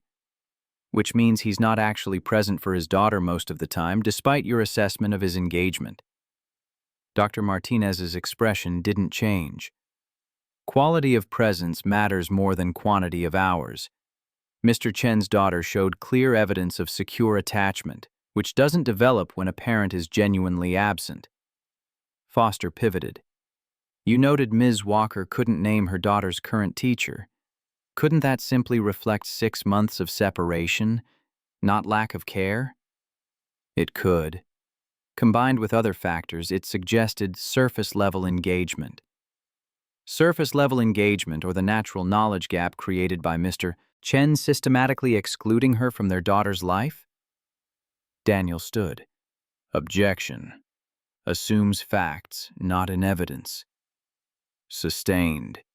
Thomas's tone carried warning. Mr. Foster, stick to questions about the evaluation. Foster smiled, unfazed. Dr. Martinez, did you evaluate Ms. Walker's sobriety documentation? That wasn't within the scope of my evaluation.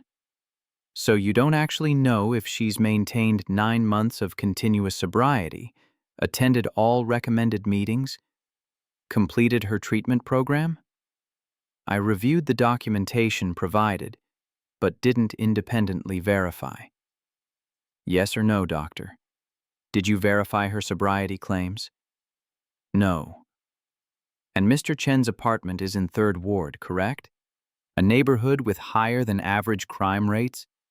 I didn't conduct a neighborhood crime analysis, but you're aware 3rd Ward has documented safety concerns that River Oaks does not? Dr. Martinez's patience was showing cracks. Many factors contribute to child safety. Crime statistics are one consideration among many. Foster pressed for another 10 minutes, trying to punch holes in conclusions that were backed by 2 years of evidence versus 9 months of promises. When he finally sat down, his expression suggested he knew he'd made no real headway. Thomas looked to Daniel. Redirect? Just one question, Your Honor. Daniel stood. Dr. Martinez, in your professional opinion, which residence showed evidence of being an actual home versus a showplace? Mr. Chen's apartment was clearly lived in and loved. Miss Walker's felt staged. No further questions. Thomas excused Dr. Martinez, then turned to Foster. Does the petitioner wish to present additional evidence before I make my ruling? Foster conferred with William Walker in urgent whispers, the older man's face progressively darkening. Finally, Foster stood, jaw tight. Your Honor, we request Ms. Walker be allowed to address the court directly. You wish to put your client on the stand? We do. Daniel leaned close to David. This is either brilliant or suicidal. Foster doesn't put clients on unless he's desperate or they insist. Jen stood, movements uncertain as she approached the witness stand. The bailiff swore her in. She settled into the chair, hands folded in her lap, eyes fixed on some point above everyone's heads. Foster's questioning started gentle, walking Jen through her rehab timeline, her NA meetings, her new job as an office manager at a dental practice. She answered with practiced calm, the testimony of someone who'd been coached extensively. Miss Walker, why are you seeking custody of your daughter? Because I'm her mother. The words came automatic, rehearsed. Mothers are always best for their children. But you relinquished custody 2 years ago. Why now? Jen's composure flickered. I was sick then. I'm better now. I deserve a second chance to be a good mother. And you believe you can provide better for Lily than Mr. Chen? I know I can.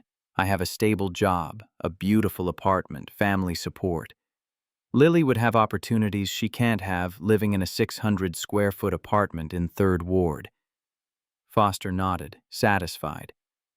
Your witness, Mr. Rivera. Daniel approached slowly, his earlier nervousness replaced by something sharper. David recognized the shift. This was Daniel in his element, cross-examination where truth mattered more than polish.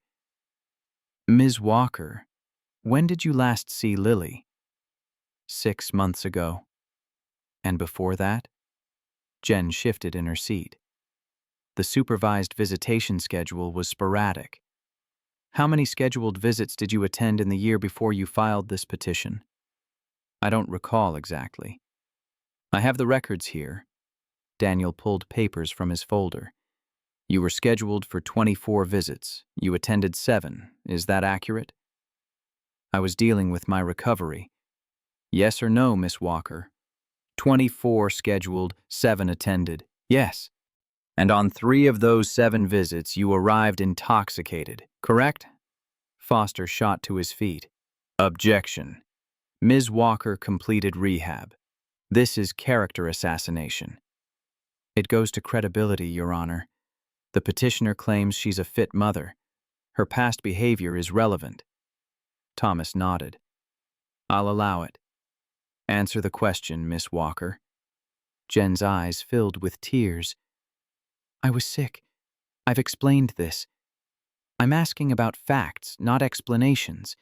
3 visits where you arrived under the influence. Yes or no? Yes. Daniel let the admission hang in the air. What's Lily's favorite book? The question shift caught Jen off guard. What? Her favorite book? What does she like to read? We read lots of books. I don't remember one specifically. Who's her teacher? She's in 1st grade. The teacher's name? Miss Walker? I don't know. Who are her friends? David handles the school things. I haven't been involved. What does she like for breakfast? This is ridiculous. Jen's composure shattered. I've been in treatment. I couldn't know every detail. Ms. Walker. Daniel's voice softened to something almost gentle. These aren't details. These are the basics of your daughter's life. A life you've been absent from for 2 years. Jen's face crumpled.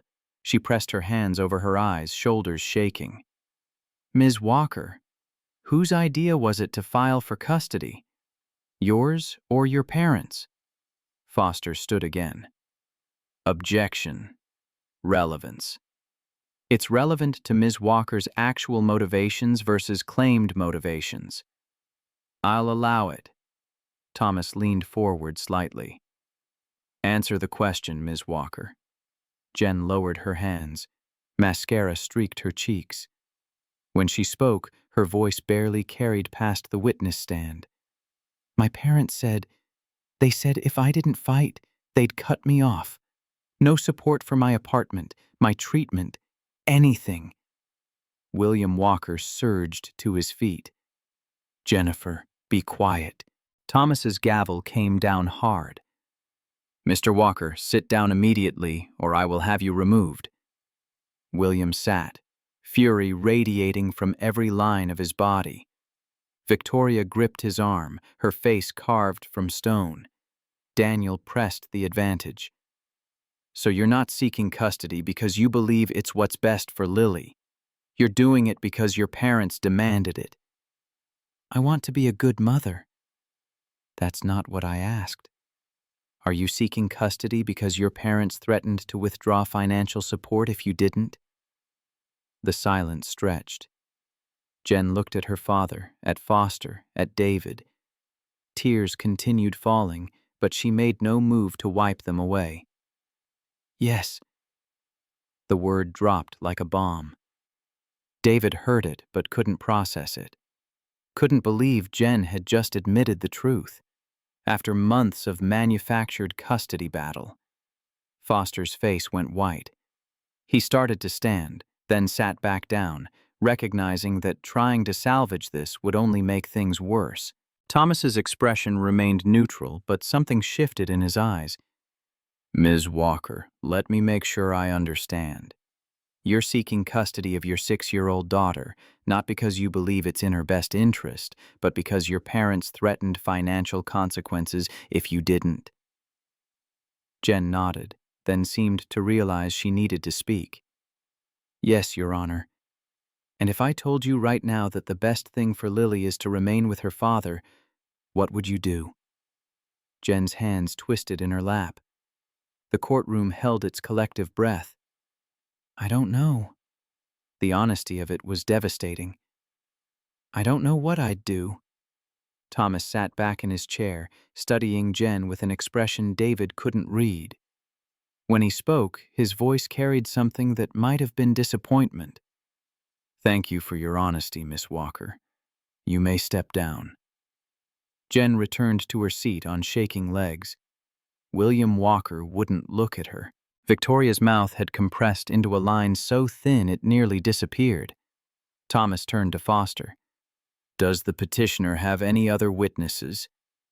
Foster stood slowly, defeat written in every movement. No, Your Honor. Mr. Rivera? Daniel shook his head. The respondent rests, Your Honor. Very well. Thomas folded his hands on the bench. I've reviewed Dr. Martinez's comprehensive report. I've heard testimony from both the evaluator and the petitioner. The facts are clear. David's heart hammered so hard he thought it might crack his ribs. Mr. Chen has demonstrated consistent, engaged parenting for 2 years. He has maintained stable housing, steady employment, and most importantly, a strong relationship with his daughter. The child is thriving in his care by every measurable standard. Thomas's eyes moved to Jen. Ms. Walker has been honest about her struggles and her motivations. That honesty is commendable. However, honesty doesn't change the fact that she's been largely absent from her daughter's life and appears to be seeking custody due to external pressure rather than genuine readiness for full-time parenting. William Walker's hands clenched into fists. Victoria stared straight ahead, rigid as carved marble. This court awards primary physical custody to David Chen. Thomas's voice carried the weight of finality.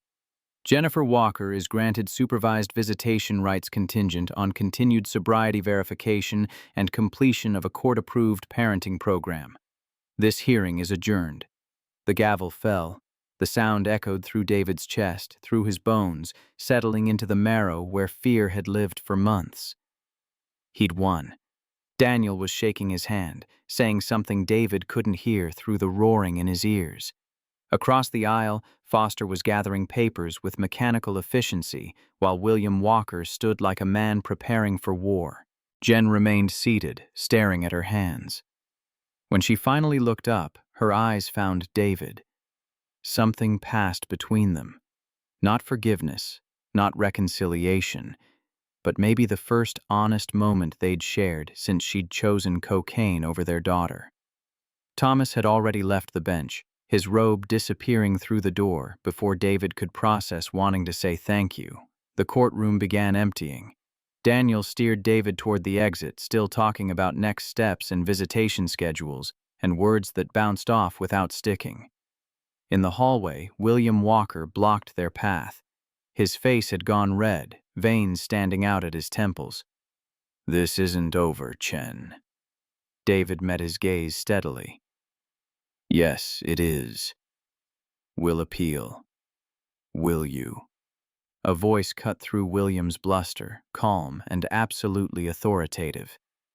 Thomas Bennett stood in the doorway of his chambers, no longer in his robe, just a man in a white shirt and suspenders. Miss Walker, if you file a frivolous appeal, I'll personally ensure it's dismissed with prejudice and recommend sanctions for harassment. Am I making myself clear? William's mouth worked silently. Victoria pulled him away before he could say something that would land him in contempt. They disappeared into the elevator, leaving Jen standing alone in the hallway. She approached slowly, each step seeming to cost her. David, can we talk? Just for a minute?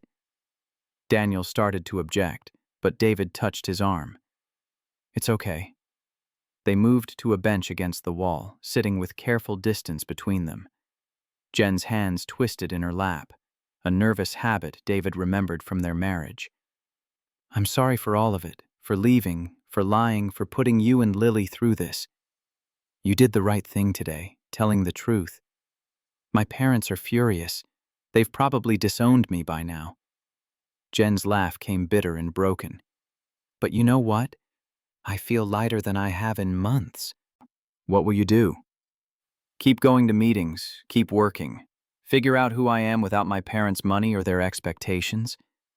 She looked at him directly. Can I see her sometimes? Supervised, like the judge said. I want to try to be a mother, the kind she deserves. David thought about Lily's drawing of their family that didn't include Jen. Thought about 2 years of fevers and sick days and parent-teacher conferences that Jen had missed. Thought about the woman sitting beside him who'd finally admitted she wasn't ready but wanted to try. We'll start small. Supervised visits. You stay clean.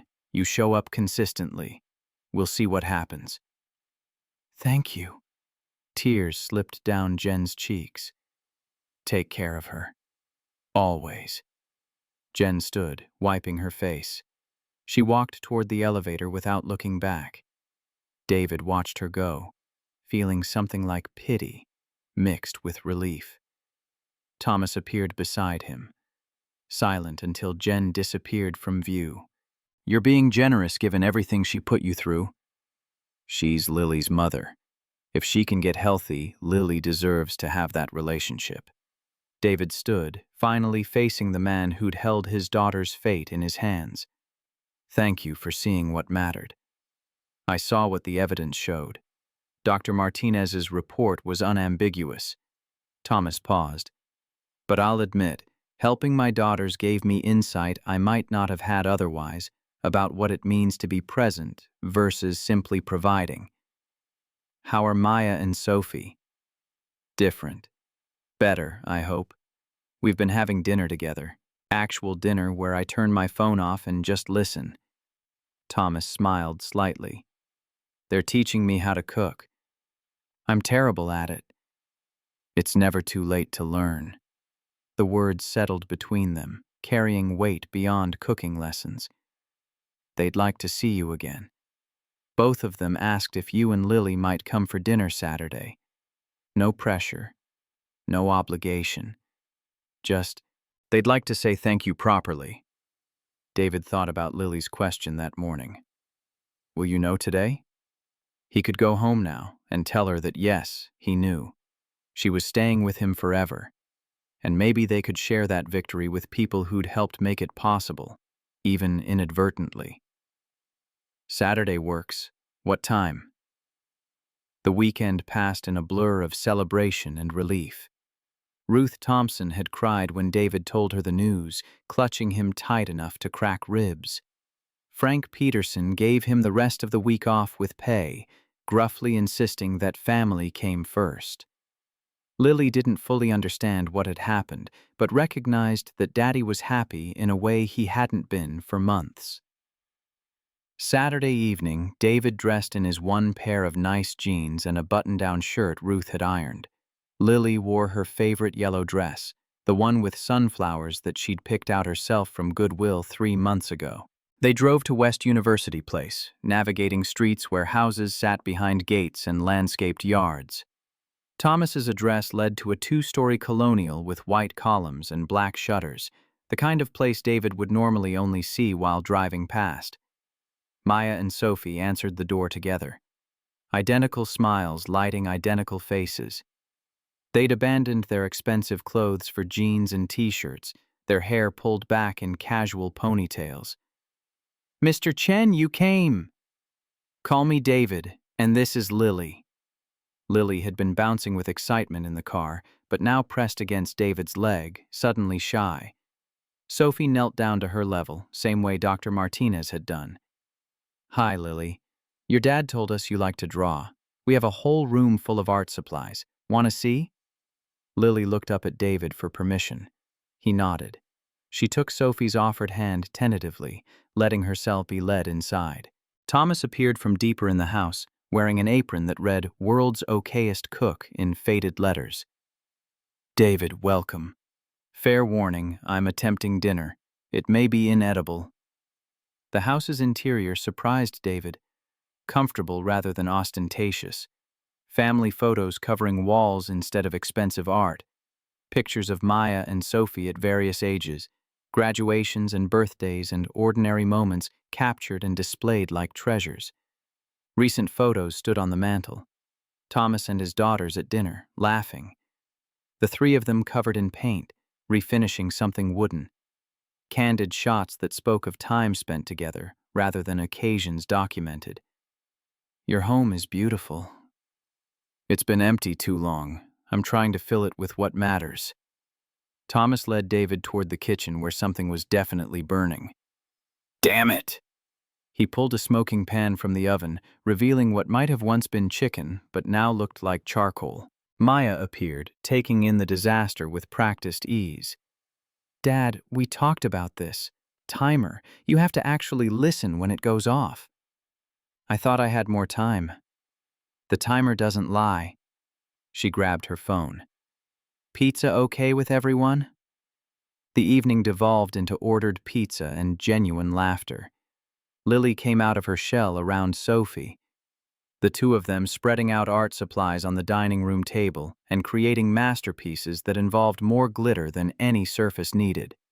David found himself relaxing for the first time in months, the weight of custody battle finally lifting enough to let him breathe. He sat on the couch with Thomas while Maya told increasingly embarrassing stories about her father's attempts at domestic competence. Last week, he tried to do laundry, turned everything pink. The instructions were unclear. Dad, it literally says separate whites from colors on every machine. Thomas took the ribbing with good humor, clearly enjoying his daughter's attention even when it came wrapped in mockery. David recognized the shift. This man was actively trying to be present, stumbling through it, but trying nonetheless. After pizza, while the girls played in the backyard, visible through large windows, Thomas and David stood at the kitchen counter drinking coffee that Thomas had managed not to ruin. Can I ask you something? Thomas's tone shifted serious. How do you do it? Work full-time, single parent, stay present for Lily? David considered the question, thinking about mornings he'd woken exhausted and evenings he'd fallen asleep mid-story. Honestly, I don't do it well. I'm tired all the time. I miss things, but the alternative is not being there at all, and that's not an option. You work at Peterson's HVAC, correct? Yeah? Why? I know Robert Hayes.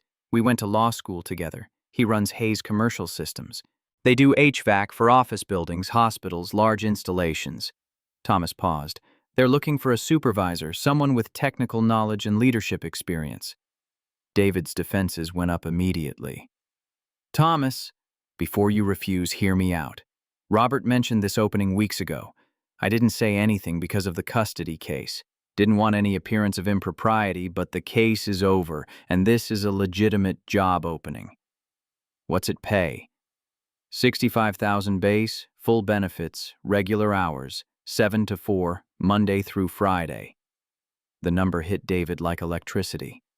$65,000, nearly double what he made killing himself across 2 jobs. Benefits that meant he could take Lily to the doctor without calculating whether he could afford the copay. Why would you tell me this? Because you're qualified. Because my daughters won't stop talking about how you helped them, and this is something concrete I can offer. That's not charity. It's a real opportunity. Thomas met his eyes. Call Robert yourself. Interview. If he doesn't think you're right for the position, that's that. But at least find out. David turned the idea over, looking for the catch. And if I take it? There's no obligation, no favors owed, none. Thomas smiled slightly. Though I wouldn't turn down an invitation to your next Saturday pancake breakfast. Maya and Sophie seemed to think you're an expert. Something in David's chest loosened. He thought about being home for Lily's bedtime every night, about not working until exhaustion became his baseline, about giving his daughter stability that didn't require sacrificing his own health. Give me Robert's number. Thomas did, typing it into David's phone. For what it's worth, you helped my daughters more than you know, Mo. They've been trying to tell me for years that I was choosing wrong. It took a stranger in a storm to make me actually hear them. Through the window, Lily and Sophie were teaching Maya some kind of complicated clapping game. All 3 of them dissolving into giggles when they messed up the pattern. They're good kids, David observed. They are, despite my best efforts to raise them on neglect and good intentions. Thomas's smile turned self-deprecating. I'm trying to do better. Taking them to dinner without my phone. Teaching them to drive even though it terrifies me. Just being there. That's all they want. Kids don't need perfect parents. They need present ones. The words hung in the air between them. Simple truth that carried decades of mistakes and possibilities. Lily ran inside, grass stains on her yellow dress and joy written across her face. "Daddy, can we come back next week? Maya said she'd teach me to make friendship bracelets." David looked at Thomas, who nodded. "Next Saturday, same time." The drive home happened in comfortable silence. Lily clutching a drawing Sophie had made for her. Two stick figures labeled Lily and Sophie, surrounded by 8 hearts and stars. She fell asleep before they reached 3rd Ward, head lolling against the car window. David carried her upstairs, her weight familiar and precious in his arms with continue. 1711 had left the door unlocked, a plate of cookies covered on the counter with a note. "Thought you might want something sweet after your visit. Proud of you, honey." He tucked Lily into bed without waking her, pulling the covers up to her chin and smoothing her hair back. The yellow walls he'd painted seemed brighter somehow. Or maybe he was just seeing them without the filter of fear that had colored everything for months. In the living room, David pulled out his phone, stared at Robert Hayes's contact information that Thomas had entered, made the call before he could talk himself out of it. Robert answered on the 3rd ring, his voice carrying the rough edges of someone who'd worked his way up from installation crews to corner office. They talked for 20 minutes, David's experience, the supervisor role, expectations, and responsibilities. "Thomas spoke highly of you. Said you're the kind of guy who shows up and does the work without drama." "I try to be." "Can you come in Monday? 10 a.m.? We'll talk details. I'll show you the operation, see if it's a fit." David agreed, ended the call, and sat in the quiet of his small apartment, processing the possibility. A real job with regular hours. Benefits. The chance to be home for dinner every night. The chance to build something stable for Lily without destroying himself in the process. Sunday morning brought pancake tradition back in full force. Lily stood on her step stool, stirring batter with the concentrated focus she brought to important tasks. David supervised, adding chocolate chips because victories deserved celebrating. "Daddy, are you happy now?" The question caught him mid-flip. He looked at his daughter, flour on her nose, syrup already somehow in her hair despite not having eaten yet. 6 years old and perceptive enough to read his emotions better than he could sometimes. "Yeah, baby, I'm happy." "Because I get to stay?" "Because we get to stay together forever." She beamed at him, gap-toothed and beautiful. "I knew we would. I knew it the whole time." David wished he'd had her certainty. Wished he'd trusted that love and presence would outweigh money and square footage. But maybe the fear had been necessary.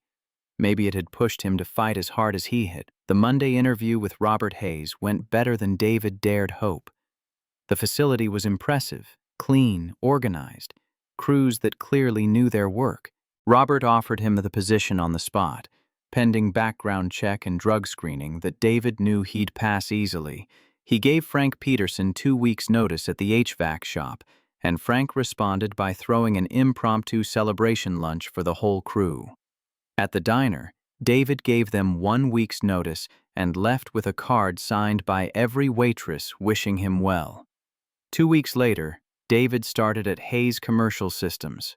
The work was challenging but manageable. The crew respected him, and for the first time in years, he left work at 4:00 p.m. and drove home with energy still left for his daughter. Saturdays became ritual with Thomas and his daughters. Sometimes they attempted cooking together, Thomas's skills improving slowly under David's patient instruction. Sometimes they just ordered takeout and played board games that Lily usually won through a combination of luck and ruthless 6-year-old strategy. Maya left for Yale Law in August, tearful but excited. Sophie started teaching kindergarten at Heights Elementary. Thomas stepped down from the federal bench that fall, taking a part-time position teaching at University of Houston Law School. Jen sent letters every few weeks updating David on her progress. 9 months became 12, then 18. She never missed a supervised visit, showing up sober and engaged. Slowly, carefully, she and Lily began rebuilding something that might eventually become a relationship. David and Thomas's friendship deepened through shared Saturday mornings and occasional phone calls where they talked about parenting struggles and small victories. Thomas was learning to be present. David was learning that accepting help wasn't weakness. On a warm October evening, 1 year after that first storm, David stood in Thomas's backyard watching Lily play on the treehouse they'd built together over 3 months of weekends. Simple construction, platform, ladder, walls, roof, but sturdy enough to last. Thomas appeared beside him, 2 beers in hand. They'd developed this routine, standing on the patio while the girls played, talking about nothing and everything. "You know what I've been thinking about?" Thomas took a long drink. "A year ago, my daughters were stranded in a storm. A stranger stopped when no one else would, and that stranger changed everything. I just gave them a ride. You did more than that. You reminded them that people still help each other. You reminded me what being a father actually means." Thomas turned to face him. "I spent 20 years building a career, telling myself I was providing for my daughters. But they didn't need what I could buy them. They needed me. You're here now. That's what matters. Because you showed me what here looks like." Thomas raised his beer slightly. "To stopping in storms." David clinked his bottle against Thomas's. "To showing up." They stood in comfortable silence, watching Lily and Sophie create some elaborate game involving the treehouse and approximately 200 stuffed animals. The Texas sunset painted the sky in shades of orange and gold. David's phone buzzed. A text from Jen. 18 months today. Counselor says I'm ready for unsupervised visits if you're comfortable with that. No pressure, just wanted you to know." He showed Thomas the message. "What do you think?" "I think she's been consistent. Shown up, stayed clean, done the work. Lily deserves a mother if her mother can actually be present," David typed back. "Let's start with a few hours, Saturday afternoon next week. We'll see how it goes." Jen's response came immediately. "Thank you. I won't let her down." David hoped that was true. Hoped Jen had found whatever she needed to be the mother Lily deserved.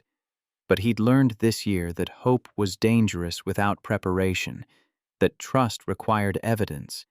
They'd take it slow. Watch how Jen handled responsibility. Let Lily's comfort level guide the pace. Lily's laughter rang across the yard, pure and joyful. Sophie was chasing her around the treehouse, both of them shrieking with delight.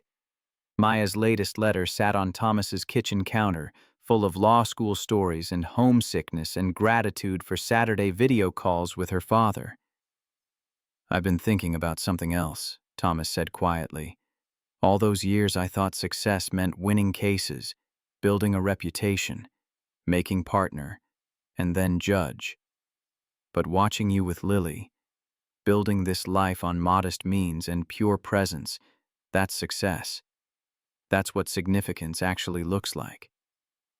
David thought about the cramped apartment that had terrified him during the custody battle, about second-hand furniture and handmade bookshelves and yellow paint that Lily had chosen because it was a happy color, about the drawing that still sat on his dashboard, "Daddy and Me Forever," in careful first-grade letters.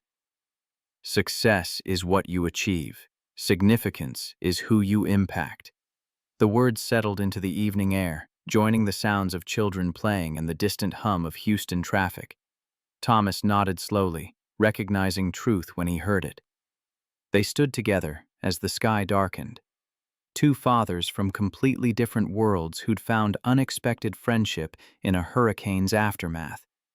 Both of them learning, growing, figuring out how to be present for daughters who taught them that showing up mattered more than anything money could buy. Lily called from the treehouse. "Daddy, come see what we built." David handed his beer to Thomas and jogged across the yard, climbing the ladder to where his daughter waited with a proud smile and an elaborate construction of stuffed animals arranged in complex social hierarchy. He settled beside her on the platform, letting her explain the intricate relationships she'd created. Sophie sat on Lily's other side, adding commentary about the stuffed giraffe's romantic troubles. From the patio, Thomas watched them with an expression of contentment David had never seen on his face before. His phone rang, probably work-related, probably important, and he pulled it from his pocket, looked at the screen, and deliberately powered it off. Then he climbed the treehouse ladder himself, squeezing onto the platform with the three of them, listening to Lily's story about the stuffed giraffe with the same focused attention he once gave Supreme Court briefs. The October evening stretched long and warm. A year ago, David had stopped in a storm because it was the right thing to do. He hadn't known those two stranded girls would lead him here, to friendship and stability, and the slow rebuilding of a life that no longer required sacrifice of everything he had just to survive. Sometimes the smallest kindnesses created the biggest changes. Sometimes helping strangers saved you as much as it saved them. Sometimes one choice in a hurricane became the foundation for family, built not on blood or obligation, but on presence, gratitude, and the simple act of showing up. David Chen had learned that the hard way, had fought for his daughter with everything he possessed and discovered that everything he possessed was exactly enough when combined with people willing to see value in presence over providing. The treehouse creaked slightly in the breeze. Lily leaned against David's shoulder, still narrating her stuffed animal drama. Sophie added sound effects. Thomas laughed, real and genuine and free. And in that moment, perched on a platform they'd built together, David understood what grace actually meant. Not the absence of struggle, but the presence of people willing to weather storms beside you. Kids didn't need perfect parents. They needed present ones. And present was exactly what David intended to be for all the days and years ahead, for this daughter who'd taught him that love without presence was just a word. But presence with love could change entire worlds, starting with his own.